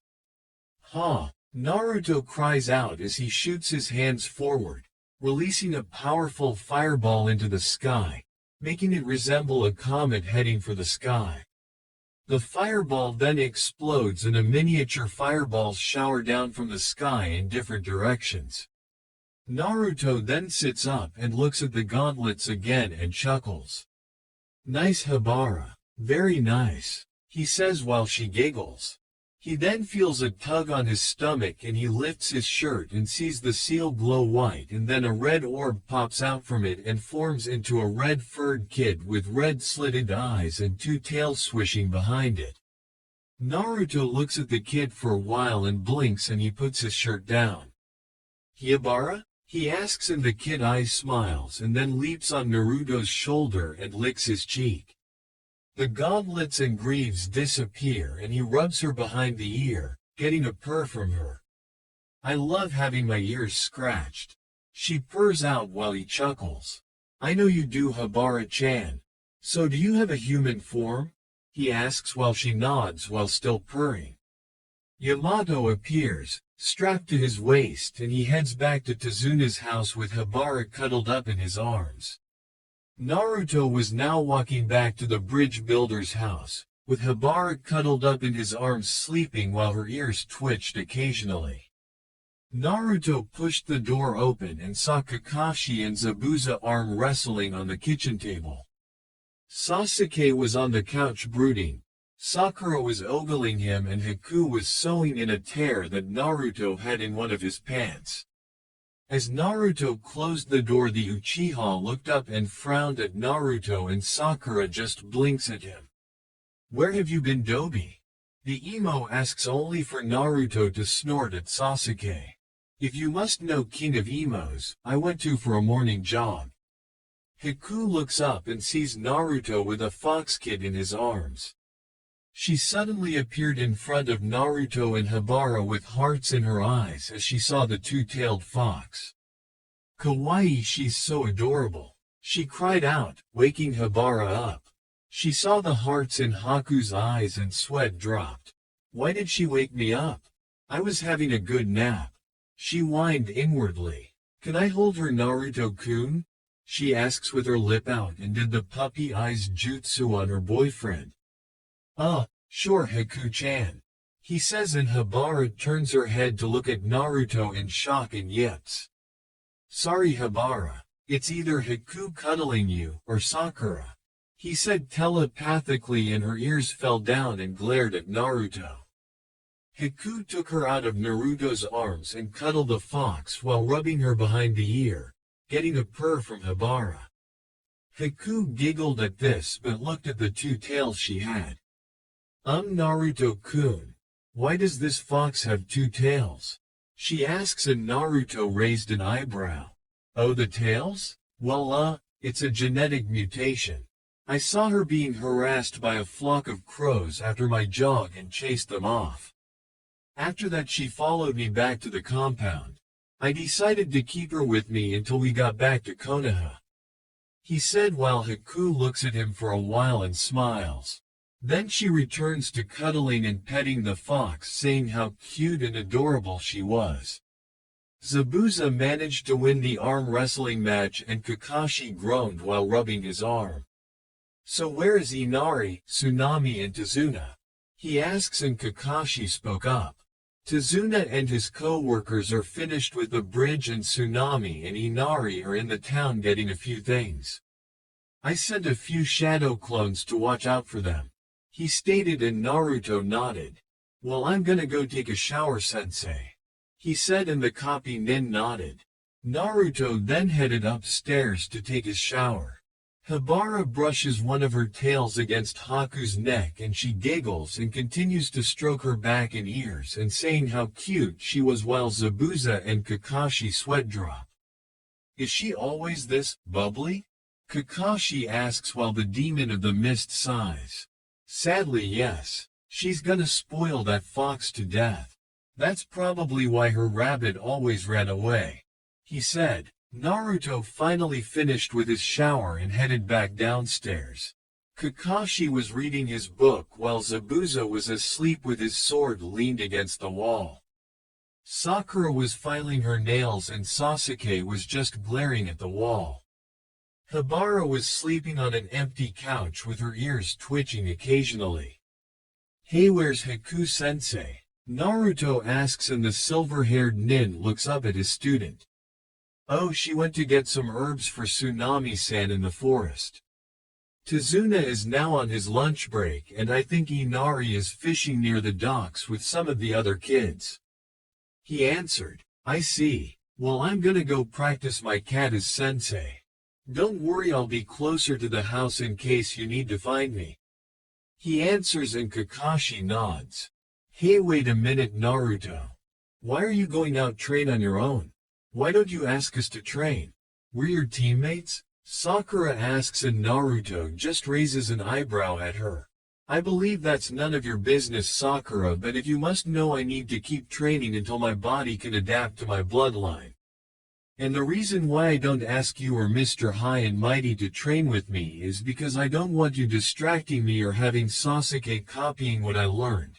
No offense to you, Kakashi-sensei," Naruto says, while the copy nin just waves his hand at him as a gesture that he didn't take offense to it. Sasuke, on the other hand, just scoffs at him. "Like I would use my Sharingan to copy your pathetic moves, Dobi," Sasuke says, and Naruto rolls his eyes at the boy. "Just because you activated your eyes doesn't make you stronger, Teme. It just makes you more arrogant. You keep acting the way you are and you'll end up dead." he says and walks out the front door while Sasuke growls at the silver white-haired teenager. Who does the dead last think he is talking to me like that? I'm an Uchiha and possess the most powerful bloodline to ever exist. His power is nothing compared to mine. Just you wait, Dobi. I'll prove to you whose bloodline is the weakest. He thought as he planned on how to find out how great his teammates' power was. The forest of chakra. Naruto walked into the clearing with Yamato strapped to his belt. Hibara appears in a swirl of fire in her fox form, wagging her two tails. Are you gonna work on using the devil arm you gained from the chakra creature you defeated? She asks and Naruto nods. Yep, I'm also gonna work on some of the styles I'm learning from Yamato. I'm at level 1 in the Dark Slayer style and I've started on the second level. It's tough though because it is based on mostly speed, evasion, and you have to have good timing and reflexes in striking the target or avoiding them. He says while Hibara smiles. No one said it would be easy, Naruto-kun. My devil arm is a melee and elemental-based weapon, but it increases your speed and strength. Not that you need it since you're a devil or for now a half-devil. She says and Naruto looks at Hibara and asks a question. Say Hibara, I have a question. Hibara looks at him and tilts her head to the side.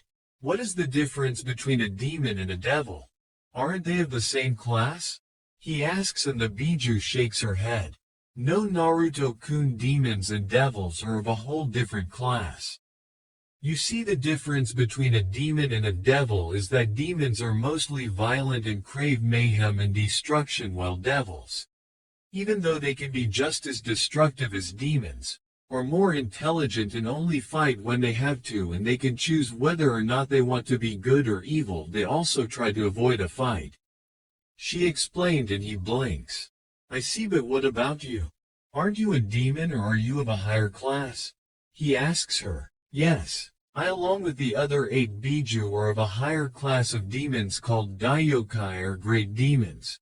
But we too can be like our lower-raced kin, but we can control our urges. You see, Naruto, we classify ourselves into classes like you do the missing or allied nen of your village, but there's a difference when it comes to our power. Naruto blinks and sits down so she can explain. Really? So demons are ranked by class like the ninja are? Care to explain? That was when she started to speak. Okay, here's the ranking class. The rank of a demon is based off its level of intelligence and power. The ranks are based off of the letters and they are E, D, C, B, A, S, SS, and SSS. E and D ranked demons are the weakest of their kind and they crave human flesh and blood. They are weak alone, but in a group they are a pain to fight. C-class demons have some level of intellect and strength, but they still crave blood only to a lesser extent. B-class demons have both intellect and strength that is equal and do not rely on their basic instincts to fight. A-class demons also have heightened intellect and full control of their power and are a force to be reckoned with. Now comes the last 3 ranks, and trust me when I say, Naruto-kun, that these 3 are the last you ever want to face. They are the S, SS, and SSS. S-class demons are very powerful and you should never, not even for a second, let your guard down against them. They are rare to encounter in the Makai realm, and so are the SS and SSS classed ones. Those 2 ranks are at least on par with that of a kami, so pray you never have to face them. She explained, and Naruto pales at the fact of facing demons whose powers could rival a god's. Wow, so what class are you, Hibara? He asks and she smiles at him. I'm ranked as an S-class Daiyukai. She says and Naruto's eyes bulge out of his head. Wow, but what about the other 8? He asks and she shrugs. They are to be ranked with the Ichibi being the weakest. She answered and he rubs the back of his head. Sheesh, and here I thought they'd be ARS classed. Oh well. he says, and his arms and legs glow red and form into the gauntlets and greaves he obtained this morning.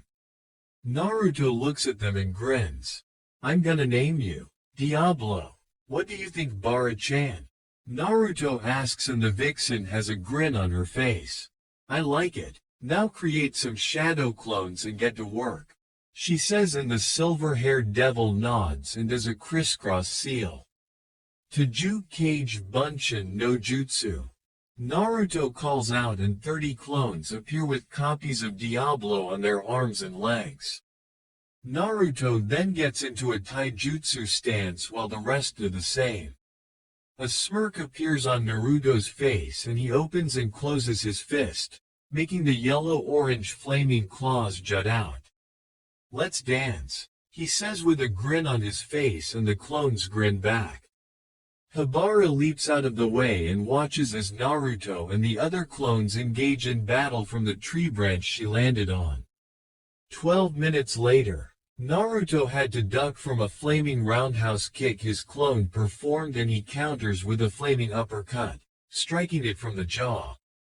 Rising Phoenix. Naruto cried out as he sent the clone flying into the air covered on red flames and disperses.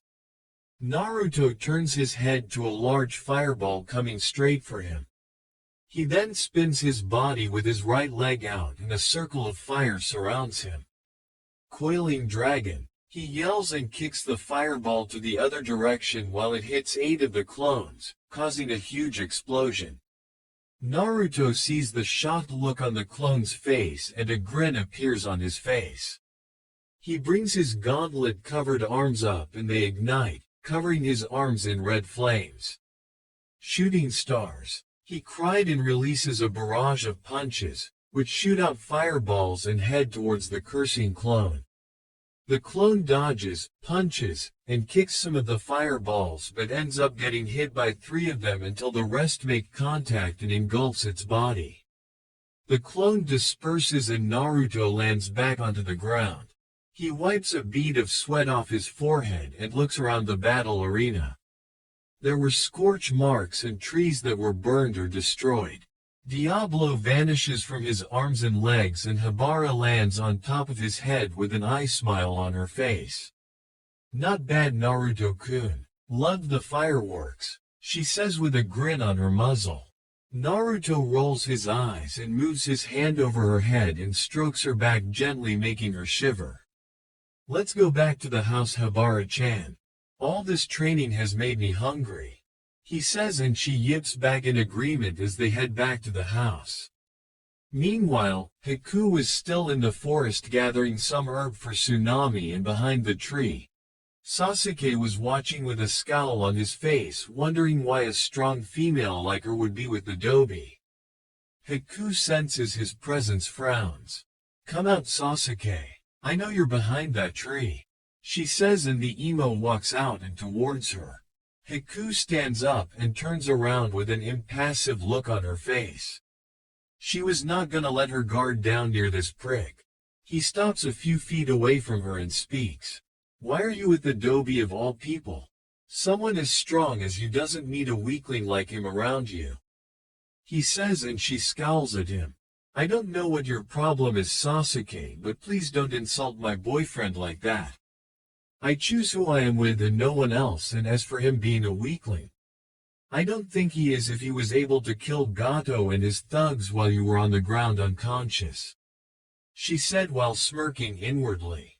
Sasuke's hand twitches at the jab but doesn't try anything yet. You should be with me, Haku. I'm an Uchiha, an elite of my village.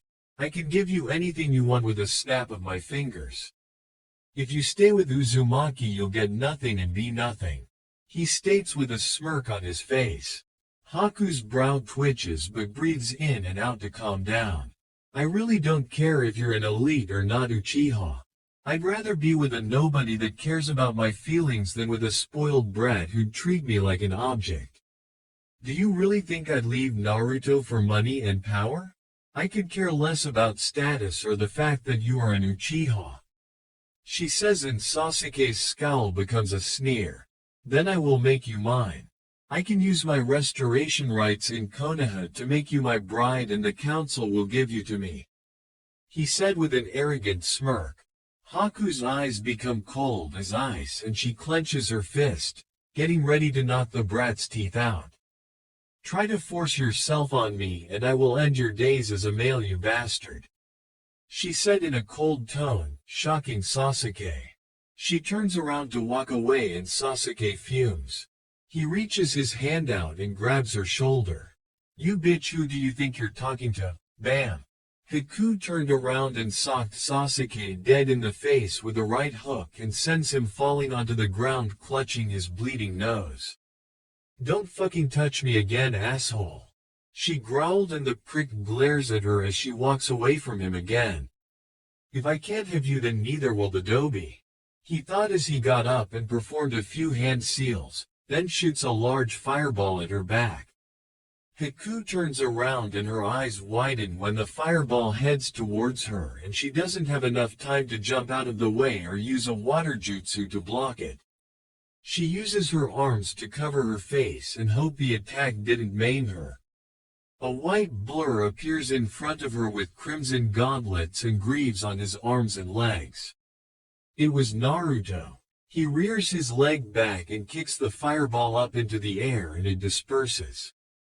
Haku uncovers her arms and sees Naruto in front her, glaring daggers at the shocked Uchiha.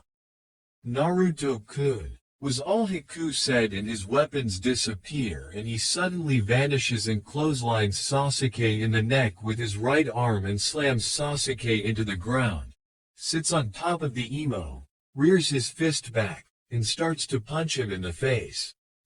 Habara leaps on Haku's shoulder and yips. Haku turns her head to see the fox and Habara licks her on the cheek. "It's okay, I'm fine," she says as Habara wraps her tails around her neck. Naruto stops punching Sasuke in the face and gets off the Uchiha, and lifts him up by the front of his shirt with both hands. "Haku, are you okay?" Naruto asks without looking at her.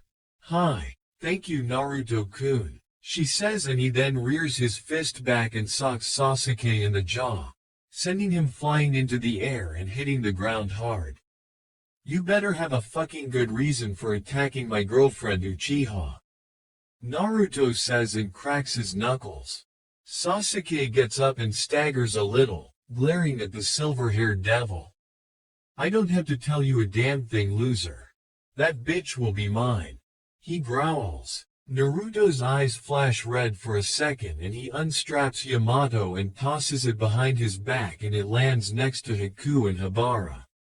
"Over my dead body, asshole, and don't you dare call her a bitch again.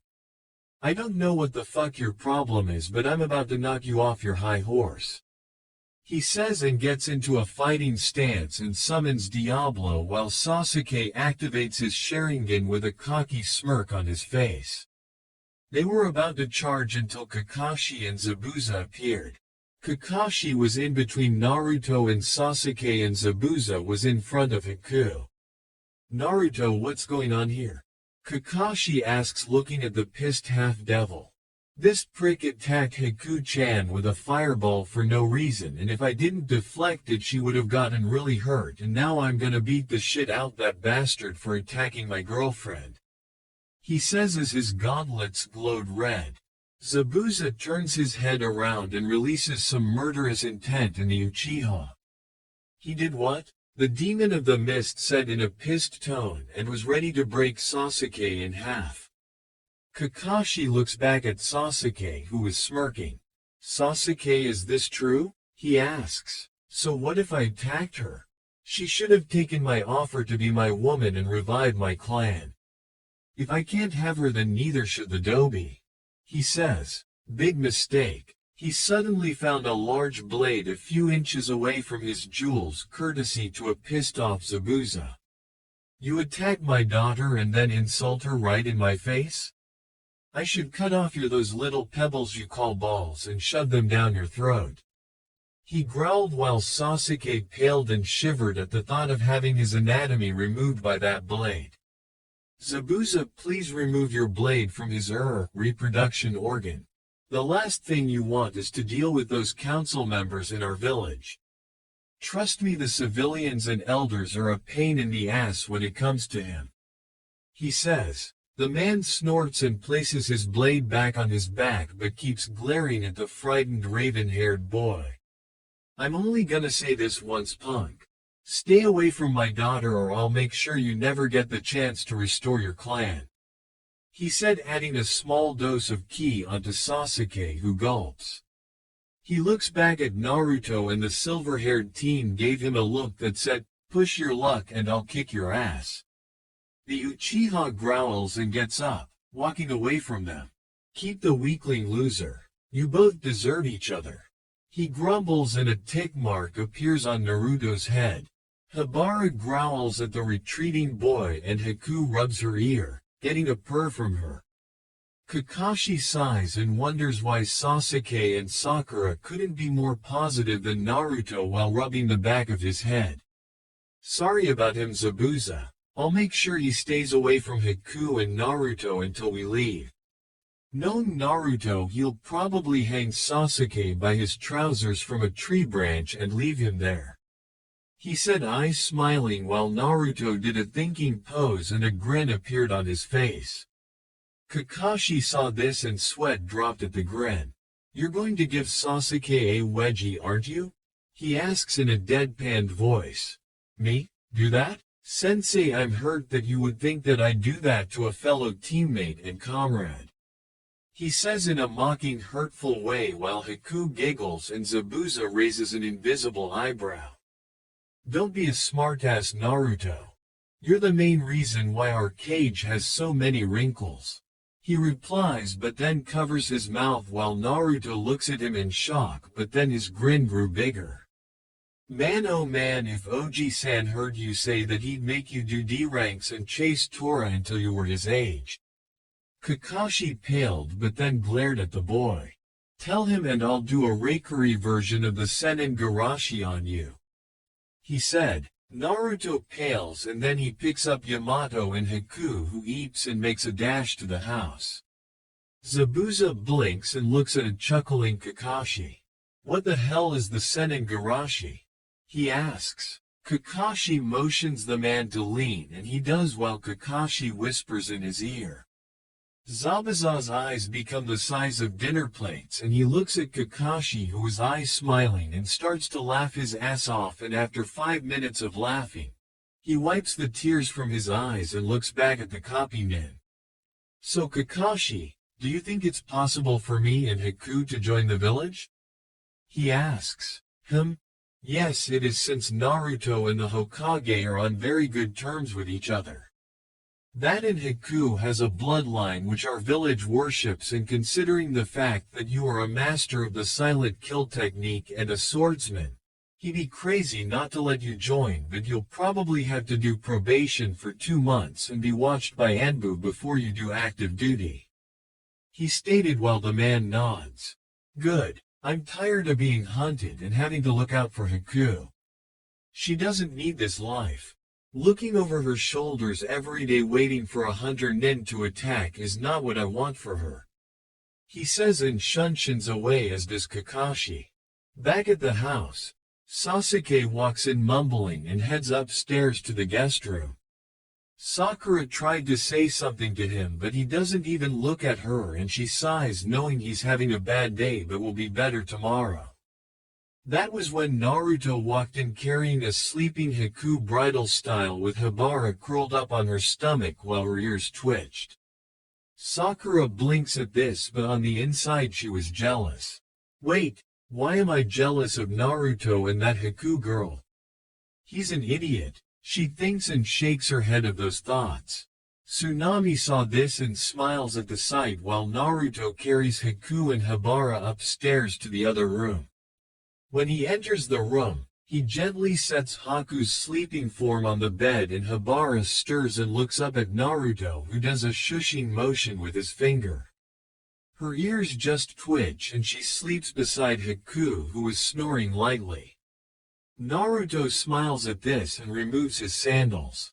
He then lays in the bed and wraps his arms around Haku's sleeping form and she snuggles closer into his warm body. Sleep well, Tenchi, he thought. A week later, the bridge was finally done and Naruto, Kakashi, Zabuza, Haku, Sasuke, and Sakura were standing before Tazuna, Tsunami, Inari, and the other citizens. Hibara was curled up in a ball on top of Naruto's head with her tails wrapped around his neck. Naruto was currently wearing a dark blue open jacket that stopped to his waist and wore a black sleeveless skin-tight shirt with black cargo pants and Anbu-styled boots with Yamato strapped to his left side and also wore black fingerless gloves with metal plates on them. Tazuna walked up to them and spoke. I want to thank you all for saving our village and restoring the life we thought we all lost. Naruto, I'm also thankful for you because you were the main reason why we completed the bridge and you also saved the life of my daughter and grandson and for that I am forever in your debt. He said and the silver-haired teenager rubbed the back of his head and blushed in embarrassment. It was nothing, old man. I was just doing my mission in protecting your family. He says and Tazuna chuckles at the boy. I know, but still you helped my grandson by showing him that heroes still exist and you also killed Gato and his cronies. Also here, he pulls out a box from his pocket and an envelope and hands it to Naruto who blinks but takes it. He opens the box and his eyes widen when he sees a gold-plated badge that was in the form of a tsunami wave. That, my boy, is the badge of Wave. Think of it as a thank you gift from the governor of Wave who sends his thanks to you. In the envelope is something we got from ransacking Gato's mansion.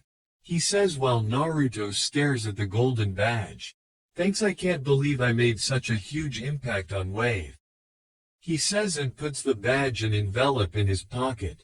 Inari walked up to Naruto with moist eyes and Naruto looks down at him and places his hand on the top of his head. What this? Inari, are you crying? Naruto asks and the boy shakes his head. No. I just have something on my eyes. He babbles while Naruto snickers and ruffles his hair. There's nothing wrong with crying, Squirt. Everyone cries, even someone like me. He states, and that was when Inari glomps Naruto and balls into his shirt. I'm gonna miss you, Oni-san. Inari muffles while crying and Naruto pats him on the back. Same here, kid. Don't worry, when I get the chance, I'll come back and visit you. I promise, he says, and Inari lets him go and wipes his eyes with his arm. He then looks at Naruto with a smile on his face. Tsunami then walks up to Naruto and hugs him. Thanks for helping my son, Naruto-kun, she says, and Naruto blushes at the contact. Why, you're welcome, Tsunami-san, he says as she lets go of him. Sasuke was fuming at the fact that the dead last was getting all the credit for saving them when he and Uchiha got nothing. Inari, make sure you look after your mom and make sure that your grandpa doesn't get into a sake-induced coma, he says with a huge grin on his face.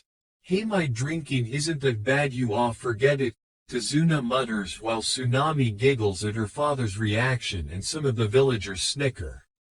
Naruto ruffles Inari's hair one last time and backs away from them. It's time for us for head out, Naruto, Kakashi states, and Naruto nods. Well, this is goodbye. See ya around, Inari, he says as Haku wraps her arms around his. Tsunami looks at Zabuza and winks at him. Bye, Zabuza-kun. I hope you come to visit me sometime, she says, and the man blushes under his bandaged face while Haku and Kakashi look back at the man in shock. Did you too? Kakashi asks, only to get a glare from the demon of the mist while he Nin waves his arms up in defense looking sheepish, and they all walk on the bridge heading back to Konoha. Kakashi and Zabuza were reading their Icha books while Sakura was pestering Sasuke for a date.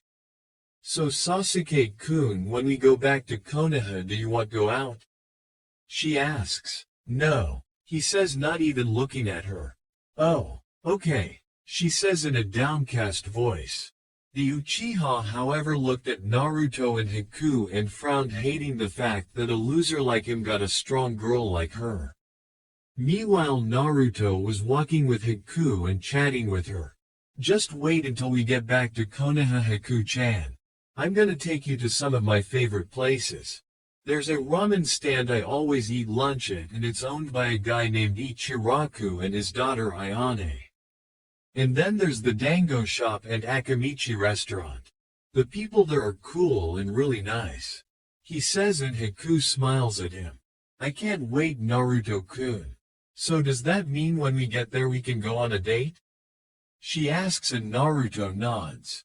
It sure does, Haku-chan. He says, and then hears Habara yip and the silver-haired teenager sighs. Yes, Habara, you can join us too. He says, and she smiles at him. Sakura hears that Naruto and Haku go on a date and frowns, wondering how is it that he can get a date and she can't get one with her, Sasuke-kun. Back at the bridge, Tazuna speaks up. So what should we name the bridge? He asks the villagers and Inari answers. How about the Great Naruto Bridge? His name does mean maelstrom. Inari says and Tazuna grins. That's an awesome name. The Great Naruto Bridge, named after the boy who brought hope back to Nami no Kuni. He says while the villagers cheer. The next day, Team 7 and the Momochi family made it back and walked past the main gate of Konoha, and that was when 5 Anbu appeared in front of them and one with a hawk mask walks forward. Hitaki-san, can you please explain why you have missing Nin Zabuza Momochi Demon of the Mist and 2 strange teenagers with you? He asks and Kakashi spoke up. Well, you see, Taka, Zabuza Momochi and his daughter, Haku Momochi, wished to seek asylum and join the ninja ranks in our village. And the other one is my student, Naruto Uzumaki. He says, and Taka looks at the silver-haired genin who waves back and then looks back at Kakashi. Why is his hair silver-white like yours? He asks and Kakashi smiles. That's what I have to talk to the Hokage about. So can we please go to the tower so that I can explain? Don't worry about Zabuza since he's under my jurisdiction and I'm taking full responsibility for him and his daughter. He says, and the Anbu nods. Very well, but we'll be keeping an eye on him. If he tries anything funny, we'll have to use excessive force. Taka says, and the Anbu shunshin away. Sasuke, Sakura, you two may go home. Naruto, I need you to come with me so that we can tell the Sandame about your bloodline. He says, and Naruto nods. Sasuke, HNS, and walks towards the Uchiha compound with Sakura following behind him. Kakashi, Naruto, Zabuza, Haku, and Habara head to the Hokage Tower. Hokage Tower. Hiruzen Sarutobi was currently doing some paperwork until he heard the door knock and sighs. Come in, he says, and when the door opens, he sees Kakashi walking with the Demon of the Mist, a girl with long black hair, and a silver-haired teenager with a fox sleeping on top of his head. Kakashi, would you care to explain to me why the Demon of the Mist and 2 different teenagers are with you, and where is Naruto, Sasuke, and Sakura? He asks until the silver-haired boy speaks. I'm Naruto Oji-san, he says with a grin on his face. And Sarutobi's eyes bulge out of his head and he looks at Kakashi, who nods with an smile. And Naruto, what happened to you, boy? And why is your hair silver white? He asks and Naruto rubs the back of his head. That was when Kakashi speaks up. Hokage-sama, before we talk about Naruto's change, do you wish to know why I have a missing Nin and his daughter tag along with me?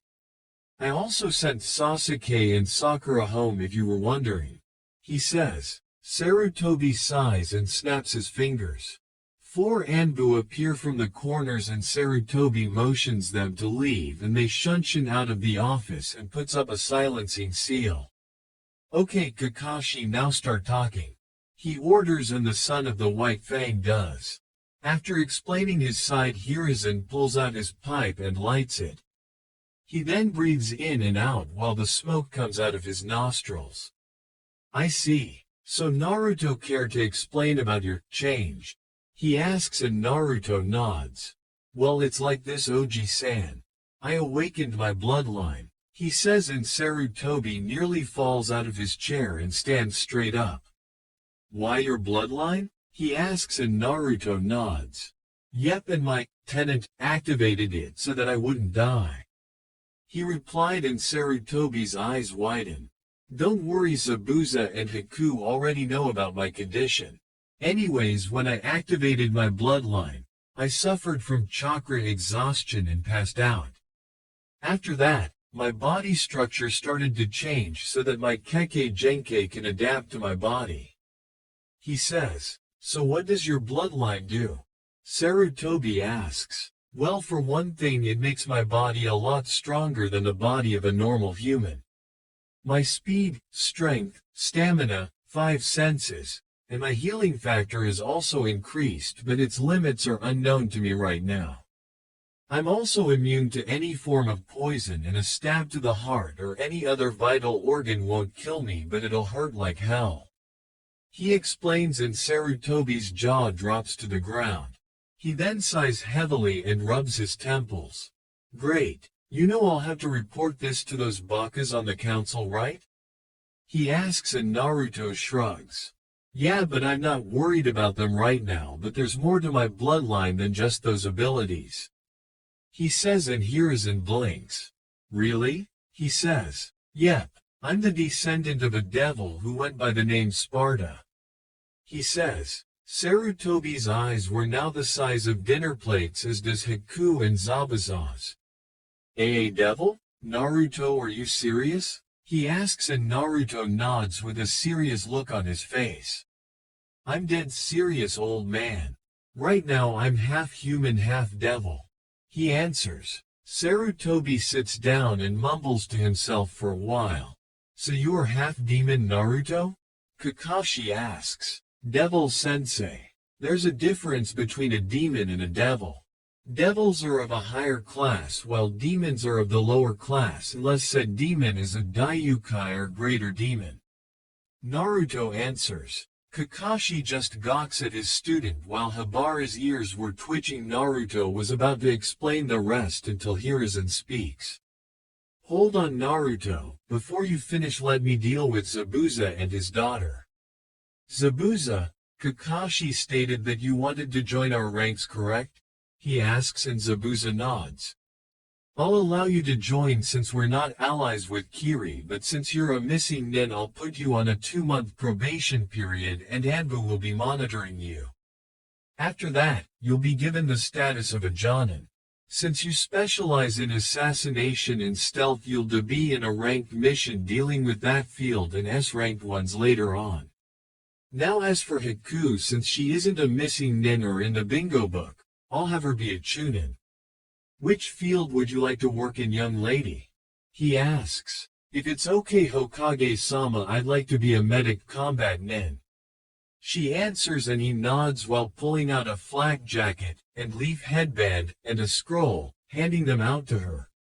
Here's your vet, headband, and scroll to be in the medical field, Haku. Now can you and your father wait outside while I talk with Kakashi and Naruto? He asks and they nod and head out the door. Now then, Naruto, you say you're the descendant of a devil, correct? The professor asks and Naruto nods.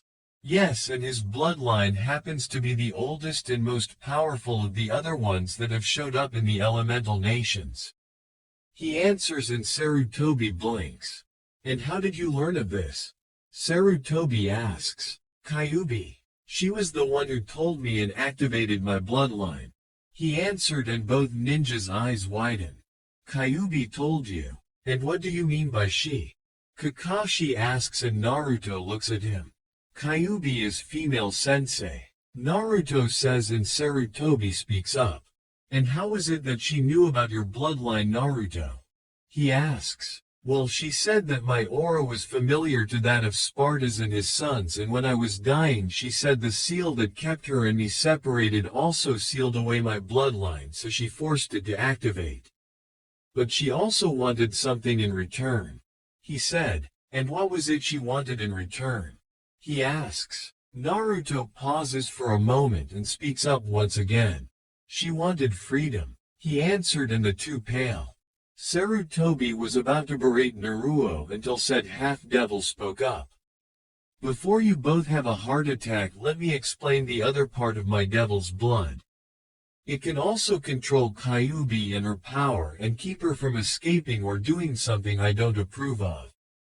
It's sort of like the Shoden's Mokutan abilities without the wood-based jutsu. He explained and they let out a sigh of relief. Also, have you ever wondered why Kyuubi would attack the village in the first place? He asks and Hiruzen thinks about it for a moment. Honestly, Naruto, I have always wondered why Kyuubi attacked the village. Did she tell you? He asks and he nods. Yes. She said that a man wearing a black trench coat with red clouds and an orange spiral mask appeared before her, catching her off guard and casts a powerful genjutsu on her. This action caused her to go in her berserk state and attack the closest thing in her sight. Unfortunately, it was Konoha and the rest you know. She also told me that the man had one eye that was red and had 3 tomos in it. That right there states that the man was an Uchiha. Naruto answered, making both look at him in shock. So an Uchiha was responsible? Did she tell you the name of the Uchiha? Sarutobi asks and Naruto shakes his head. No. She said she'd tell me when I was strong enough to face him. He answered. I see. Sarutobi says and Naruto speaks up once again. She also wanted one other thing from me. He says. What was the other thing, Naruto? Kakashi asks. A blush appears on Naruto's face and he breathes in and out and looks at them both. She wants me to her mate. He answers and their eyes bulge out of their heads and jaws hung out. I'm sorry, Naruto, what did you say? Hiruzen asks. She wants me to be her mate. Naruto answered once again. Nani? Kakashi and Hiruzen yell as Naruto covered his ears while his brow twitches. Mate, and you accepted? Kakashi yells. It was either that or dying on that bridge, sensei, and also Oji-san. He said, getting the man's attention. When were you gonna tell me about the Yondaime, Minato Namikaze being my father? He asked and Sarutobi stiffens and Kakashi looked like he was gonna have a heart attack. Naruto, how did you know? Let me guess. Kyuubi, right? He asks and Naruto nods. Now before you explain why you didn't tell me even when I asked you, I know why. My dad made a lot of enemies during the last war and has a few inside of the village, right? He asks and Sarutobi nods. I can understand that you were looking out for me, but you could have told me about him secretly and have me promise not to reveal it. I may not be the brightest kid out there, Oji, but I'm not stupid. Anyways, Kyuubi told me about how my dad was the son of Dante, the legendary Dark Knight, and a demoness named Trish, but was found and adopted into the Namikaze clan when he was an infant. Like me, he was a devil but only a quarter due to breeding. He would have become a full devil later on, but Kyuubi attacked on that day. He explained while the two gape at him until Kakashi spoke up. I can't believe it. All this time my sensei's son was alive? Kami, how could I have not noticed the resemblance? He says to himself. Don't sweat it, Kakashi-sensei. You know now and that's what matters. Naruto said and the copy nin speaks up. You don't understand, Naruto. The day your mother, Kushina Uzumaki, became pregnant with you, I was gonna be your god brother and my teammate. Rin was gonna be your god sister. Your mother wanted us to be there for you in case something happened to her or sensei. He explained and Naruto's eyes widen. Hey, are you serious? He asks and Kakashi nods while looking at the photo of Minato on the wall. Well then I guess that makes us family in way. Speaking of my mother, Oji-san, what happened to her? Naruto asks. Your mother died from a weak heart, Naruto. When Minato told her that he'd be sealing Kyuubi away into you and that he would die during the process, the stress from that and giving birth to you was too much for her and she had a heart attack. The medics tried everything but she died a few minutes after that. He explained, and Naruto had a pained look in his eyes. Hiruzen then walked over to Minato's picture and moves it to the side, revealing a vault. Sarutobi bites his thumb and performs a few seals and places high thumb on the vault seal. It glows red and it opens up, revealing 4 scrolls and a key. One was yellow, the second one was red, the third was white, and the final one was green. These are the scrolls they left for you, Naruto. You were supposed to get them in the estate that's in the compound section of the village in near the mountains when you became a Chunin, but I believe you were ready to claim them. However, you should keep your mother's maiden name for now, but you can change it when you become a Chunin. Sarutobi says, and Naruto nods while the old man hands Naruto the 4 scrolls and puts them in him inside coat pockets. That was when Habara yawned and looked at Sarutobi and Kakashi before yipping at Naruto. "Oh yeah, hey OG, have you met Habara?" he said, pointing to the fox who was smiling at the old man. "No, I haven't. And why does she have 2 tails?" he asks. Naruto snickers as Habara leaps off of Naruto's head and lands in front of them. She then glows and her body starts to take the form of a human around Naruto's height, while Sarutobi and Kakashi's eyes widen as they watch the 2-tailed fox transform into human, fox hybrid with long crimson hair, ruby red eyes, canines jutting from her upper lip. She appeared to be 15 and wore a black t-shirt and crimson-red pants that hugged her hourglass figure, and she had 2 red tails that swayed back and forth, and she also had 2 red fox ears. Sarutobi and Kakashi just stare at her until Naruto spoke up. "Guys, say hello to Habara, the Kyuubi no Kitsune," he says with a grin on his face. Thud, thud. Naruto looks down at Hiruzen and Kakashi, who fainted and sweat dropped. "I think I went a little overboard with this Habara-chan," he states, and she chuckles. Naruto pulls out a small vial and hands it to Habara. "It's smelling salt. Use it on the old monkey. I have my way of waking up sensei. Also conceal your ears and tails," he says, and she nods and her ears and tails disappear, replacing her ears with human-shaped ones. Naruto unstraps Yamato from his belt, twirls it in his hand a few times and holds it by the end of its sheath. Habara waves the smelling salts in front of the old mont's nose and he sits up instantly. "What the?" he says, and looks around only to hear Yamato's sheath make contact with Kakashi's head. Said ninja was standing up, rubbing the lump on his head, while Naruto had a smirk on his face while Yamato was resting on his shoulder. "Now that you 2 are awake, say hi to Habara, the Kyuubi no Kitsune," he says, and the 2 look at Habara, who waved at them with a cheeky grin on her face. "Hey monkeys," she says, making Hiruzen and Kakashi look back at Naruto. "Naruto, how did she get out of the seal? Did it break?" Hiruzen asks, and praying that she didn't want vengeance. "No, the seal was meant to keep her from escaping unless I granted her freedom.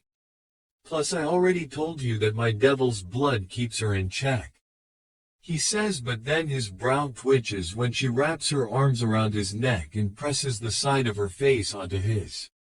Hiruzen and Kakashi see this and had to suppress a perverted giggle. "I see. Well, Naruto, you are without a doubt the most surprising ninja in the village, and I'll trust your judgment on Habara.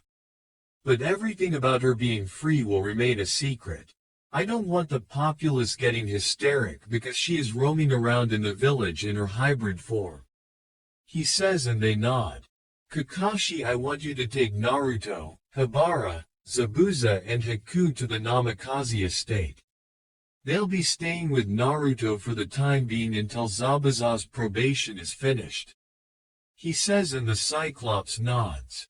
Hibara morphs into her fox form and leaps on Naruto's shoulder while nuzzling her face against his as the two walk out. Sarutobi sits back down in his chair and sighs.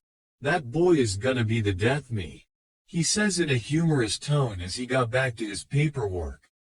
Kakashi was currently leading his student along with the Demon of the Mist and his daughter to the compound section of Konoha. Hibara was currently sleeping on top of Naruto's head. When they were walking through the streets earlier, the civilians were staring at Naruto wondering who he was. When they saw Hibara in her fox form curled up in his head, they glared at the vixen and one man was crazy enough to try and throw a rock at the sleeping fox. Naruto caught the flying rock without looking with his hand and crushed it slowly. The dust particles fall from his hand and he glares at the scared civilian and released a small dose of ki on the man and he ran away soiling his pants. After that, no other civilian tried to throw anything at the fox knowing that he'd do worse than release ki on them. So the Gaki here is the son of the Yellow Flash and the Red Death and has a bloodline that makes him half devil. I guess Kakashi here wasn't kidding when he said you were the most surprising ninja in the village. Zabuza says and a smirk appears on Naruto's face. That was when Kakashi spoke up. So Naruto, aside from Kenjutsu, what else did you learn from Zabuza and Haku? He asks and Naruto thinks about it. Let's see. Haku taught me the water walking exercise as well as kanai and senbon balancing. I also learned a few water-based jutsu and started learning the silent kill technique along with learning the basics on the human anatomy. He explained and Kakashi had a look of amazement on his face. That's very good, Naruto. To learn all of that in less than a few weeks is impressive. I guess Sasuke isn't the only prodigy in the village. He says with an eye smile and Naruto scoffs. I'm no prodigy, sensei. I just work hard. Unlike the Teme who expects everything to be given to him, I work my ass off to get what I want. I don't care if I am the son of the Yondaime, I'm gonna earn my respect. He states and Kakashi couldn't help but chuckle. Just like sensei, he says to himself. After they passed the Hyuga district, they came across a large gate that had what looked like a blood seal. Surrounding the gate was a mansion that was twice as big and large than the other compounds in the village. Blood seal? Naruto asks and looks at Kakashi. Just bite your thumb and add a drop of your blood on it, Naruto. Kakashi explained. The white-haired devil nods and bites his thumb. He presses it against the gate and it glows for a few seconds. After that, it opens, revealing the mansion that was surrounded by a variety of plants. In front of it was a fountain. The front was also decorated with a variety of statues. Haku had a look of awe on her face and Zabuza whistled. Nice place, he says and Kakashi nods. Yes it is. Kushina loved gardening more than she loved ramen. If there was one thing you never do is ruin her garden. Too bad Minato-sensei learned that the hard way and ended up staying in the hospital for 2 weeks. He says and shudders at the time he saw Kushina beat Minato near an inch of his life when he accidentally destroyed it with a wind jutsu. Naruto snickers at what he says. So I basically get my temper and gardening skills from my mother as well as her love for ramen? My mom must have been one heck of a ninja to scare even Dad. He states and Kakashi nods. Yep, she was the Sutaicho of the Anbu Black Ops. Cross paths with her and you'll suffer a fate worse than death. He replies and Zabuza speaks up. It's a shame I never got to meet her. From what I heard, her skills with a sword make a 7 swordsmen of the mist look like amateurs. She has killed a lot of Kiri-nen in her days, and the last thing you saw before you died was a sword coated in blood and the eyes of death staring you down. He says and Naruto whistles. Wow, was all Naruto said as they walked towards the mansion. Naruto does the same with the door like he did with the gate. As he opened the door, the sight was amazing. The entrance hall was simple and elegant with marbled walls, and a few pillars on the side with different antiques. The kitchen was nice with blue paint on the wall and marble countertops. There were 2 circular tables for eating breakfast, lunch, or dinner with a small or large group of people. The cabinets were painted white and red, as were the drawers for holding utensils, plates, and glasses. Also, there was a dishwasher with it as well. There were different kinds of furniture in the living room and a chandelier hung from the ceiling. Naruto decided to have the shadow clones discover the rest of the mansion, and there was also an indoor swimming pool, an indoor, outdoor, and co-ed hot spring, a weight room, 2 dojos, and a total of 30 rooms and 15 bathrooms. The last thing was an armory filled with different kinds of weapons, and there was a vault that contained the Namikaze clan's techniques. The Silver Devil looks at Zabuza and Haku. You guys can go ahead and pick a room. I need to talk to Kakashi-sensei now, he says. They both nod and pick one of the empty rooms to stay in. Naruto then turned back to Kakashi and spoke. So, Aniki, what happened to Rin? He asks. Kakashi eyes smiles at being called Aniki, but then he has a remorseful look on his face. I don't know, Naruto. She disappeared after that event and no one has heard from her since. She was presumed deceased afterwards. He answers. So it's possible she's alive, right? He asks, and Kakashi rubs his chin in thought. It is possible. I hope she still is. So Naruto, what do you plan on doing now that you have a bloodline? He asks the former blonde. I'll just work on my kenjutsu, taijutsu, and learn some of my family's techniques. Habara is teaching me the demon arts since I am half devil and can use said techniques. I also want to learn fuinjutsu since my dad was said to be a genius in the art. I mean, he did create one that let him wipe out an entire battalion of Iwa-nin. He stated, and Kakashi nods. Yes. The Hiraishin is a jutsu that is still feared throughout the nations. To think it took him 3 years to create that and another jutsu that helped us win the last war. Kakashi replies and Naruto blinks. What is the other one called? Naruto asks. It's called the Rasengan. He based the technique from your mother's former homeland, Whirlpool country. It's a technique that uses raw chakra and doesn't use any seals. My Rikari pale in comparison to the Rasengan since he didn't even complete it yet. He explains, and Naruto's eyes were the size of dinner plates. You've got to be kidding me? This Rasengan technique isn't even completed yet, it's still that strong? Maybe I can finish what he started. He says with a grin on his face, and Kakashi eyes smiles and nods. I'm pretty sure you can, Naruto, but just to warn you, the Rasengan is a very complicated technique to master and it requires a lot of good chakra control and focus. There's a reason why it's called spiraling sphere. Well, it's getting late, Naruto. If you need any help with anything, let me know. Oh, and the team will be doing some physical training for a week. Kakashi says, and Naruto nods but then speaks up. Say, do you know any ninja who are proficient in taijutsu? He asks. Yes, I do. A Junin who goes by the name of Maida Guy. He is the taijutsu expert in the village and can perform tasks that are even tough for me. If you ever plan on meeting him, then go by Training Ground 9.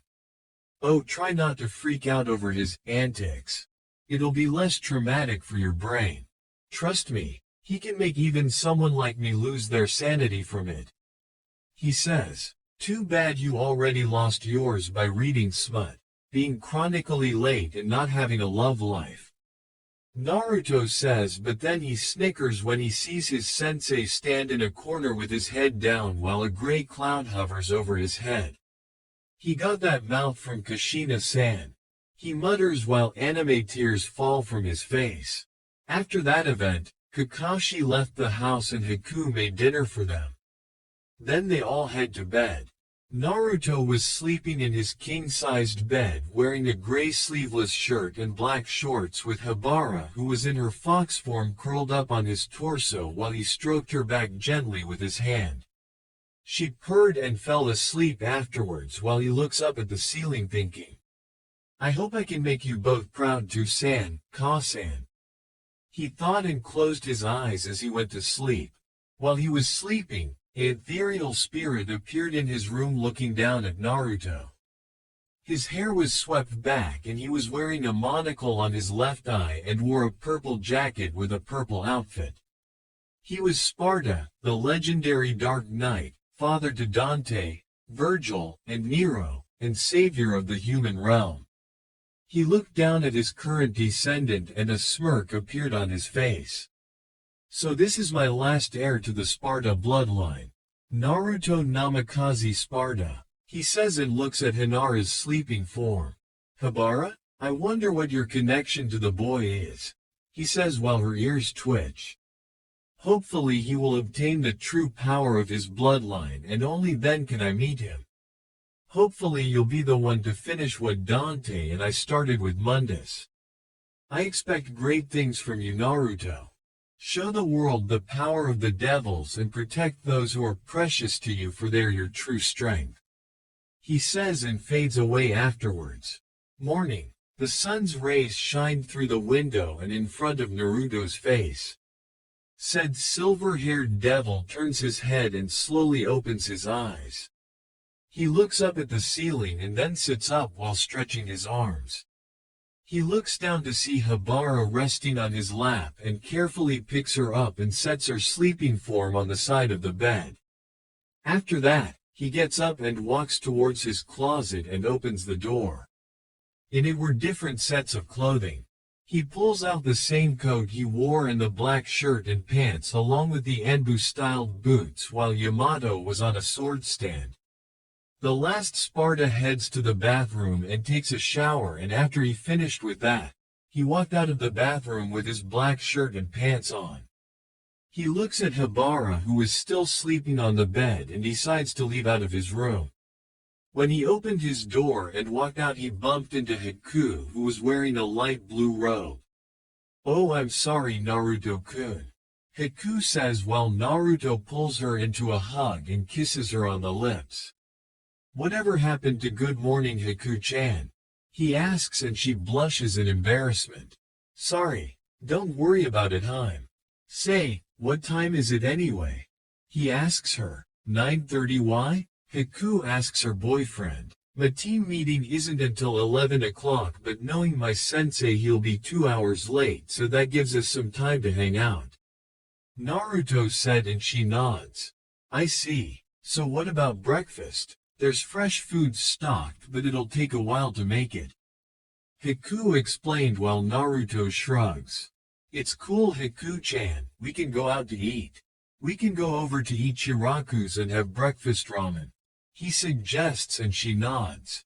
"Okay, let me change real quick and you can show me this place," she says. "Say, where's Zabuza? I figured that he of all people would be awake," he asks, and she sighs.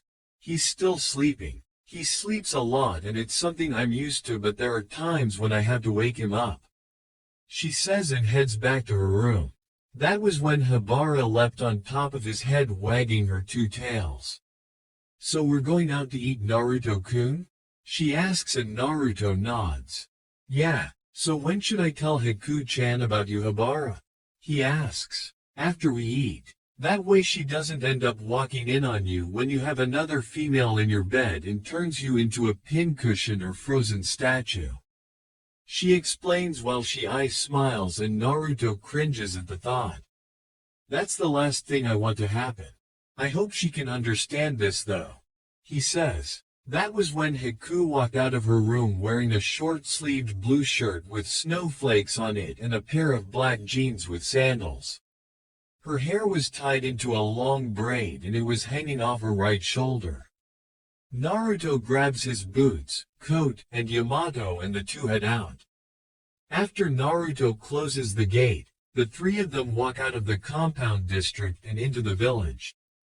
Haku's brow was twitching when she saw the females that were from ages 14 to 26 looking at Naruto and blushing when he turns his gaze towards them.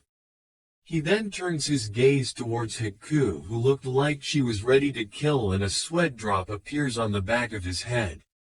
He then wraps an arm around her and kisses her on the cheek, getting her out of her daze.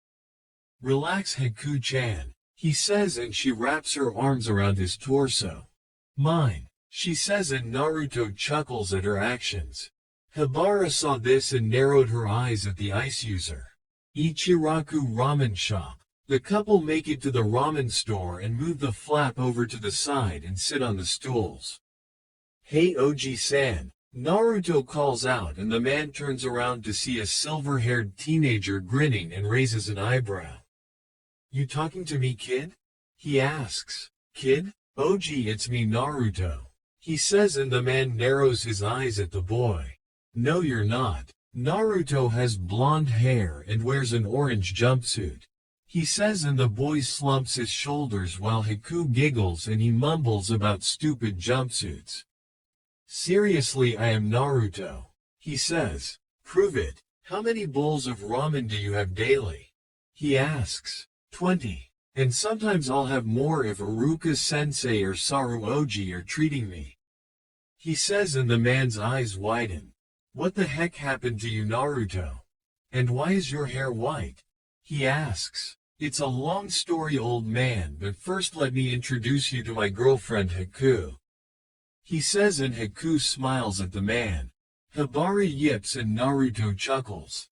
"Oh, and this is Hibara," he says, pointing to the two-tailed fox who I smiled. "Nice to meet you both and congratulations on getting a girl Gaki," he says, and Naruto blushes and rubs the back of his head. "Thanks. So where is Ayame-chan?" he asks. "It's her day off and she's at a tourist site at Tanzaku-gai," he answers. "Oh, I really wanted her to meet Haku-chan and Hibara-chan," he says. "So what can I get you two?" he asks until Hibara yips. "Excuse me, I mean 3? He corrects, and Hibara wags her tails. "What'll you have, Haku-chan?" Naruto asks his girlfriend. "I'll have the miso ramen," she says. "Okay, then I'll have the pork ramen and beef ramen for Hibara," he says while he rubs her behind the ear, making her purr. "Alright then, 1 miso, pork, and beef ramen coming up," he said, and starts to make them. While they were eating, Naruto told Tucci how he activated his bloodline and that he killed Gotti and saved Wave Country. He also showed him the medal he was given by the people of Wave, and the man was impressed and proud of Naruto for what he did for the people of Wave Country. After they finished their breakfast, Naruto paid for the bowls and left the stand with Haku and Hibara. So for the next 2 hours Naruto showed Haku the sights in Konoha and the best places to shop at. He also showed her his favorite spot in the village, and that was on top of the Hokage mountain on top of his father's head statue. Haku had a look of awe on her face when she saw the sight. "This is amazing, Naruto-kun. I've never seen a beautiful sight like this ever," she says, and Naruto nods. "Yeah, I love hanging out here. Haku-chan, there's someone I want to meet before I go meet up with my team," he says. Haku blinks, and that was when Hibara leaps off of Naruto's head and lands beside him. Haku raises an eyebrow, but then her eyes widen when Hibara started to glow and take a human shape. The glow faded and it showed Hibara in her human form. "Hello, Haku-chan," Hibara said while Haku's eyes bulged out of her head and she stutters. Naruto coughs to get her attention and speaks up. "Haku, this is Hibara, the Kyuubi no Yoko," he answers, and Hibara smiles at the shocked ice user. "Why, you're the Kyuubi?" Haku asks, and she nods. "Hi, and before you freak out, I'm not gonna devour your soul or raise this mudhole to the ground. I prefer to nap, have my ears scratched, and snuggle with Naruto-kun," she answers with a cheeky grin on her face while Naruto shakes his head. Haku blinks for a while and speaks up. I see, but what does Naruto-kun have to do with you aside from being a vessel for you? She asks. Oh, he didn't tell you about his current condition? She asks while her grin grew and Naruto's brow twitched. Haku nods. Do you know about his bloodline? She asks and the girl nods again. Well, what you didn't know is that Naruto is the descendant of a being that is known as a devil. She answered and Haku's eyes widen in shock. A devil? She stutters out and Habara nods. Yes, but devils are higher up in the chain and are more powerful than demons. Naruto here is related to a very powerful devil who was known as Sparta, the legendary Dark Knight and savior of the human realm. She said and Haku looks back at Naruto who nods in agreement. So you're a devil too, Naruto-kun? Haku asks her boyfriend. Hi, I am, but I'm only a half-devil for now. I won't become a full-fledged one until I become an adult. He finishes. I see. But what does Habara have to do with you being a devil? She asks and Naruto blushes.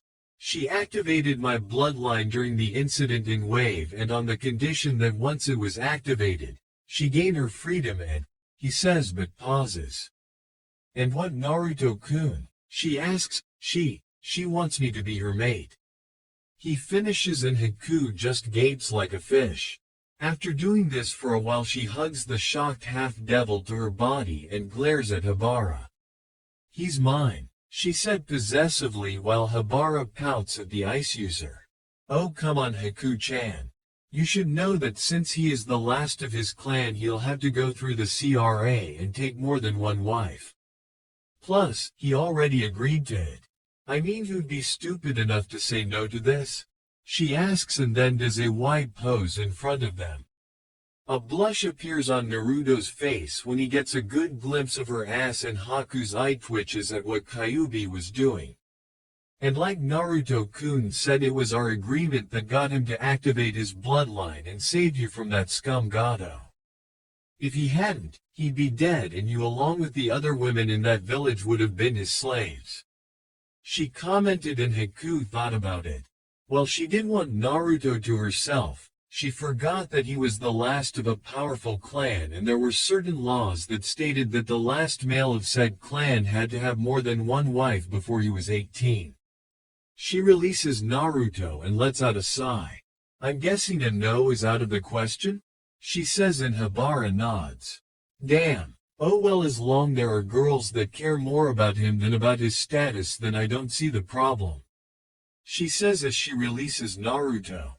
Glad to hear that, and so that you know, I like females too. Habara says with a grin on her face, causing Haku's eyes to bulge out of her head and sputter. Naruto fell on the ground laughing when he saw her reaction but then got back up and checked his watch. Well, it's going on 1 p.m. I'll see you two later, and Habara try not to violate Haku-chan or scar her mentally. He says when he saw the gleam in her eye and the vixen pouts. Oh, I wasn't going to traumatize her. Can't I rough her up a little? She asks and Haku whimpers and clings to Naruto's arm until he gently removes her arms from his. Not unless you want to spend a whole month in your fox form. He asks and she shakes her head quickly. Well, I have to go. See ya. He then uses the mist shunshin he learned from Haku back in Wave Country and disappears. Haku looks at Habara who was grinning at her and Haku pales and steps back. Relax little girl, I'm not gonna take your innocence. That Naruto-kun's job, and after that, well, I'll leave that up to your imagination. She says while Haku blushes and a shiver goes up her spine. Something tells me that her imagination will kill me if I'm not careful. Haku thought until Habara appears in front of Haku, and before she could do anything Habara slams her lips into Haku's whose eyes widen in shock when she enters her tongue into her mouth for a while and then removes her lips from Haku's and licks them. Naruto-kun wasn't kidding when he said you'd taste like vanilla and honey. I wonder what other tastes you have on your body. She wonders and Haku just blinks and blushes at what Habara did. Haku says, and Habara places her hand on the girl's shoulder and they vanish in a vortex of fire. Training Ground 7. Sasuke and Sakura looked like they were ready to kill. Both Naruto and Kakashi were late and they've been here since 11 o'clock and they were nowhere in sight. That was until Naruto appeared via Shunshin with his hands in his pockets. "Hey," was all he said, and Sasuke and Sakura glare at him. That was when Kakashi appeared in a puff of smoke, eyes smiling.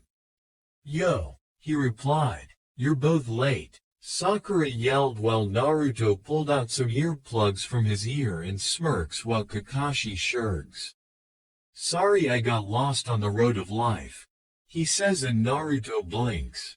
"And I was hanging out with my girlfriend. Oh, and FYI, I'm not late, Sakura. I appeared before Sensei did, so that actually makes me early if not on time," he states, and Kakashi chuckles. "He's right, Sakura. He isn't late unless I'm here." Sakura blinks and then huffs. "So what are we working on today, Sensei?" Naruto asks. "Physical training," he answers. "Why physical training, Kakashi-sensei?" Sakura asks. Naruto looks at her and back at Kakashi.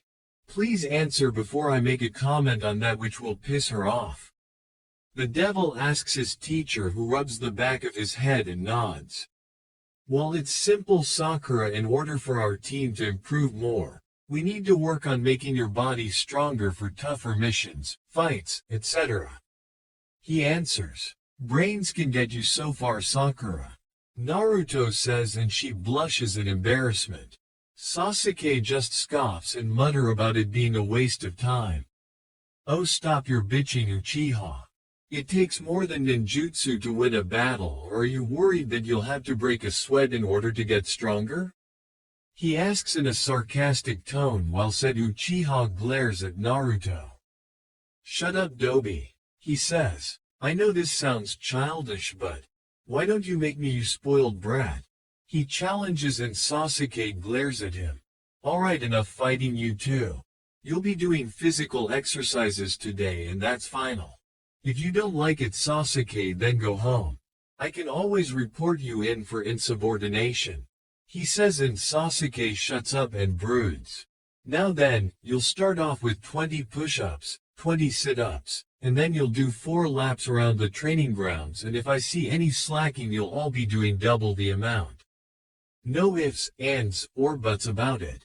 Now get to it," he says. Naruto shrugs and removes his coat, wearing a black sleeveless muscle shirt under it.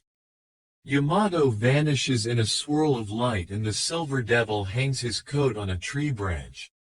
Sakura sees this and has to turn away when she sees his well-toned body.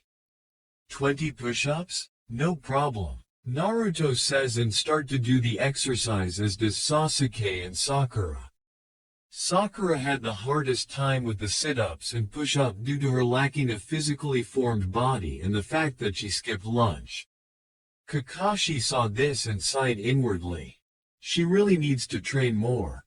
If she can't do 20 push-ups or sit-ups, then she'll have a tough time on higher-ranking missions, he said as he saw Sakura pant heavily. Sasuke was sweating slightly and Naruto looked fine and was doing one-handed push-ups. After that he completed the sit-ups and waited for his teammates to finish and started on the laps. Sasuke was fuming because the dead last was doing much better than him and Uchiha. Naruto finished his 3rd lap, as did Sasuke, but then the silver-haired ninja saw Sakura sweating and panting, trying to stay on her feet. She then collapsed and Naruto stopped his running to check on her. Sasuke passed by and scowled at the pink-haired girl and kept running. Naruto placed a hand on Sakura's shoulder and she looked up at Naruto. "Hey Sakura, are you alright?" he asks. "Why, yeah, I just need to catch my breath," she says, and tries to get up but falls over, and Naruto catches her with one arm. "Whoa, easy Sakura. You're not okay. Didn't you at least take a small break after doing those sit-ups and push-ups?" he asks. She looks down at the ground and shakes her head. "No, I didn't. I didn't want to slow the team down, she says, and Naruto frowns. Sakura, while I can appreciate your motivation, you need to know your limits. You look terrible. Did you at least eat lunch or drink plenty of water? He asks, and she looks down in embarrassment. I skipped lunch and only had 2 cups of water, she explained. Naruto sighs and turns around. Here, climb on my back and I'll carry you back to where Sensei is, he says. Sakura was skeptic at first, but then climbs on his back but blushes when she feels his muscles. Naruto helps her up and wraps his arms under her legs and carries her over to Kakashi, who was reading his book, and looks up. Something wrong with Sakura, Naruto? He asks. She collapsed halfway through her second lap, so I brought her over here, he explained, and the man looks at Sakura. Is this true? He asks, and the girl nods. Where's Sasuke? He asked, and Naruto scoffs.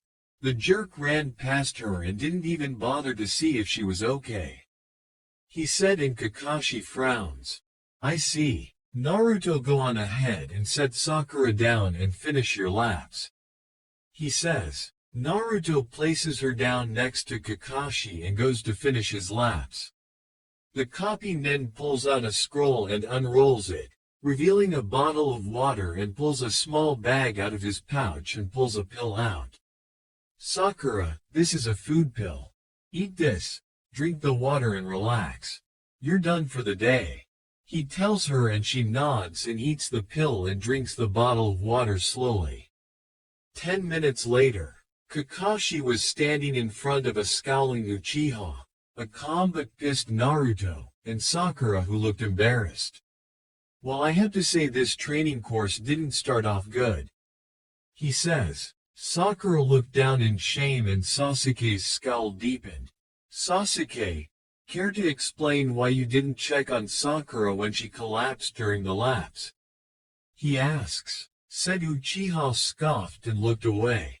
Why should I bother checking on the weakest member of this team? If she can't even do 2 laps, then she's considered dead weight, he says, not feeling remorseful at what he said. A tick mark appeared on Naruto's head and Sakura flinched and looked like she wanted to cry. Kakashi narrowed his eye at Sasuke. For one thing, she's your teammate, and if she needs help, then you need to help her out. Dead weight or not, he said in the calmest voice he could muster. Sasuke glares at him and speaks up once again. The Dobi got her, so what is the problem? You said finish the training and I did. I will not waste my time trying to help weaklings, he says, and tears well up in Sakura's eyes and her arms tremble. Sasuke, that was uncalled for, Kakashi says. Sasuke shrugs and smirks. I don't care. She's worthless and shouldn't even be a nen, he says, until he is snatched up by his collar and he now looking at a pissed off devil. I don't know what the hell your problem is, but you will not take it out on your teammate, asshole. Get your head out of your ass and grow the fuck up, you damn brat, he says, and shoves Sasuke away. Who the hell do you think you are, grabbing me like that, Dobi? He growls and activates his Sharingan. The one who's gonna give you a repeat of the ass kicking you got back in Wave if you don't apologize to her right now, he says, and cracks his knuckles, and Sasuke gets into a fighting stance. Make me loser, he challenges. Gladly, he says, and was about to charge, but then Kakashi appears between the two. Enough. Naruto, back away, he orders, and he does. Kakashi then glares coldly at Sasuke, who looked nervous. Take your ass home, Uchiha, and tomorrow you'll be doing triple the amount, and if you mouth off one more time I'll have your license suspended for 3 months, now get, he says in a harsh voice. Sasuke scowls and walks off. Kakashi sighs and brushes his hair back with his hand. Naruto lets out a frustrating sigh. I swear, Sensei, I am this close to kicking that brat's ass. Who the hell does he think he is, treating people like that? He then looks back at Sakura, who was trembling and saw tears fall from her eye. His expression softens and he walks over to the sobbing girl and once again places a hand on her shoulder. Hey Sakura, don't let what that prick said get to you. You are not weak and you're not useless, he says, trying to comfort his teammate. Sakura looks up at Naruto with tears streaming down her face. Why? She says, and Naruto raises an eyebrow. Why are you trying to encourage me, Naruto? I don't deserve to be acknowledged. Sasuke's right, I'm useless and weak, she says and starts to cry. Naruto shakes his head and speaks. No, you're not weak, Sakura. You have what it takes to be a kunoichi of this village, he says, and the girl once again looks up at him. Do you really think I can? She asks Naruto, who smiles. I don't think, I know. You were the smartest girl in the academy and you still are. You know things even I or that spoiled brat doesn't, and you can use that to your advantage. I believe in you and so does our sensei, he says, and Kakashi nods with a smile under his mask. Sakura smiles and looks at them both while wiping her tears away. Thanks Naruto, and I'm sorry for the way I treated you in the academy and when we were younger, she says, and Naruto smiles. It's cool, Sakura. Just try to use those right hooks on someone else other than me, he says jokingly, and she blushes in embarrassment. Kakashi chuckles and speaks up. Well, training is done for today. Meet here the same time tomorrow, he says, while Naruto raised an eyebrow. You mean be 2 hours late? Naruto asks while Kakashi says nothing and shunshuns away. TCH, lazy ass. Are you gonna be okay getting home, Sakura? Naruto asks, and she nods while standing up. Yes, I will. Bye, Naruto, she says as she gets up and leaves. Naruto picks up his coat and leaves the training ground, heading back to the Namikaze complex. When he approaches his home, he opens the gate and walks in while it automatically closes. He makes it halfway to the door and suddenly Yamato appears in his hand, and he instantly draws the blade to block an overhead strike from Zabuza and Kabikari Hocho. Zabuza smirks under his mask and adds more pressure. Good reflex, Gaki. You've gotten better at sensing your opponent, he says, while the silver-haired devil smirks and leaps back with his blade fully drawn. Thanks, Sensei. So what are the rules? He asks while the Zanbatsu wielder grins. Kenjutsu and taijutsu only, and whoever draws blood first wins. I want to see how far your skills in swordsmanship have gotten since I trained you, he says, getting a nod from Naruto. Okay then, he says, and gets into a Batujutsu stance, and his expression changes to calm, collected, and cool. Come, he says, and does a come on gesture with his hand. I thought you'd never ask, kid, he says, and rushed towards Naruto, who does the same. When they're a few feet away from each other, their blades clash and grind against each other, while sparks fly from said swords. They break into a stalemate and leap backwards. Naruto vanishes like a blur using air trick to appear in front of a surprised Zabuza. Naruto then sheaths Yamato and swings it at Zabuza's head. Said man ducks but sees the sheath coming back towards his head again and moves back, leaving his defense open. His eyes widen when Naruto smirks and pulls Yamato out of the sheath, performing a diagonal slash at the man's torso. Zabuza uses the Shunshin Jutsu to vanish and appear behind Naruto with his blade raised to perform a downward slash. Naruto uses Trick Up to teleport above the man, who does a downward slash but only hits a blur. Naruto smirks and does an aerial downward slash at the man's head, but Zabuza turns his blade and swings it upward to block the attack. Naruto flips over the man when his attack fails and lands behind Zabuza. He then does a spinning slash at his legs and Zabuza flips backwards, landing back on the ground. Once again Naruto vanishes and appears near Zabuza's left and thrusts the sword forward at the man's head.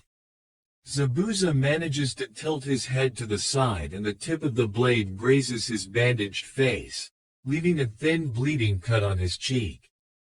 Zabuza spins and kicks Naruto in the back, sending the kid flying, but Naruto manages to flip in mid-air and land back on his feet. Zabuza touches his cut cheek and sees blood on his hand. His blood and chuckles. "Looks like you win Gaki," he says and places Kabikuri Hocho on his back. "You drew first blood," he says while Naruto sheaths Yamato. "Apparently my skills with a sword are getting better," he says while the man nods. "I'll say, your skills with a blade just keep getting better and better by the day. Must be a skill you inherited from your mother," he says, "and from my ancestors." Naruto thought as he and Zabuza head into the house. "By the way, I met the vixen," he says and Naruto looks at him. "And?" Naruto asks and Zabuza shrugs. "Nothing really. She's odd though. I've never seen a demon who loved pranking more than killing," he said. "Kitsunes are natural-born tricksters and thieves, Zabuza. But whatever you do, don't piss her off. The last thing I need is to deal with those Baka villagers," he says and Zabuza nods knowing that pissing off a demon like Habara is a fate worse than death. "Say Gaki, what was that style you used during our little match?" he asks as he entered the small bar in the kitchen and grabs 2 bottles of water from the small cooler and tosses one to Naruto who grabs it. "It's called the Dark Slayer style. It's a style based on teleporting and using quick and precise attacks as well as give the user the ability to evade an opponent's attacks. There are 3 levels to this style and I've already mastered the first level. This style combined with Yamato makes me very dangerous, especially if I'm facing the person in a single battle," he explained and Zabuza couldn't help but whistle. "Dark Slayer style Fitting name for that style. I wonder what it'll be like to combine that with the Kirigakure no Jutsu." He wonders with a grin on his face and Naruto thinks about it too and a smirk appears on his face. "I'll have to try it out sometime," Naruto said as he drinks the water out of the bottle. That was when Habara appeared on the couch in her hybrid form grinning while Haku walked into the living room with a small blush on her face and sat next to Naruto who raised an eyebrow. "What is it, Haku-chan?" Naruto asks and the girl looks away while Habara chuckles. "I found something very interesting in Haku's room, Naruto-kun, and I thinks it'll shock even you," she says as Sei pulls a little orange book out of her pockets and shows it to Naruto. Said half-devil eyes widen and looks at the blushing girl. "Haku, I'm shocked. You actually read these?" he asks and the girl's whole face turns red and buries her face into his chest while Zabuza snickers. "She's been reading them since she was 8 Gaki. She stole the first 2 I ever had and read them in private. I always wondered what happened to my original copies. My first thought was that she burned them, but one day I caught her reading one in her tent," he says while Haku eats. Naruto looks at Zabuza, then back at Haku, who looked up at Naruto with a cherry-red face and back at Zabuza. "Are you telling that Haku-chan is a closet pervert?" he asks the man who nods but then ducks when a pair of ice needles pass over his head. "Yep," he says, eyes smiling, and then shunshes away to his room to avoid another barrage of ice needles Haku launched. Naruto chuckles and looks at Haku's angry and embarrassed expression. She then looks at Naruto and gives him a pouty look. "It's his fault I like reading the book, Naruto-kun," he says, and Naruto kisses her on the forehead and nods. "I know, Haku-chan, it's his fault you're a closet pervert," he says, and she playfully punched him in the chest. "Shut it, meanie," she said, giving him a mocking glare, and he grins at her. "So what have you and Habara been up to?" he asks. "Aside from seeing her read that book in private and giggle every now and then, nothing," Habara says while Haku puffs her cheeks out, making Naruto laugh. Naruto reaches out and strokes Habara's ear. making her purr out loud and nuzzle his hand. This Haku is one way to keep her from teasing you so much, and if you stroke one of her tails, she'll fall asleep and not bother you. He says as he removes his hand from her ear while she fumes and blushes. I was enjoying that, damn it. Any Naruto tomorrow I'll start teaching you the demon arts. They are mostly spells with incantation, but when you get used to them you can just call out the name for the spell, making the technique appear quicker, but it'll only be half as strong if you don't call out the incantation. She explained while Naruto nods. Is it possible for me to learn them in my mindscape, Habara? Naruto asks. Habara thinks about it and nods. Yes, it is. You can learn them while you're sleeping and the knowledge will pass into your brain. Now then, when can I snuggle up with you, Naruto-kun? It gets lonely in that house inside your mind. She asks with a pout on her face. Haku looks at them both while her boyfriend sighs. We can snuggle tonight if you stop teasing Haku-chan. You can join too if you want, Haku-chan. He says to his girlfriend while Habara glomps the boy and nuzzles his cheek. It's okay. I'll stay in my room and give you and Habara some alone time. Also, it'll take me a while to get used to Habara liking females. She stated and gets up and heads upstairs to her room. Habara snickers and they head to his room.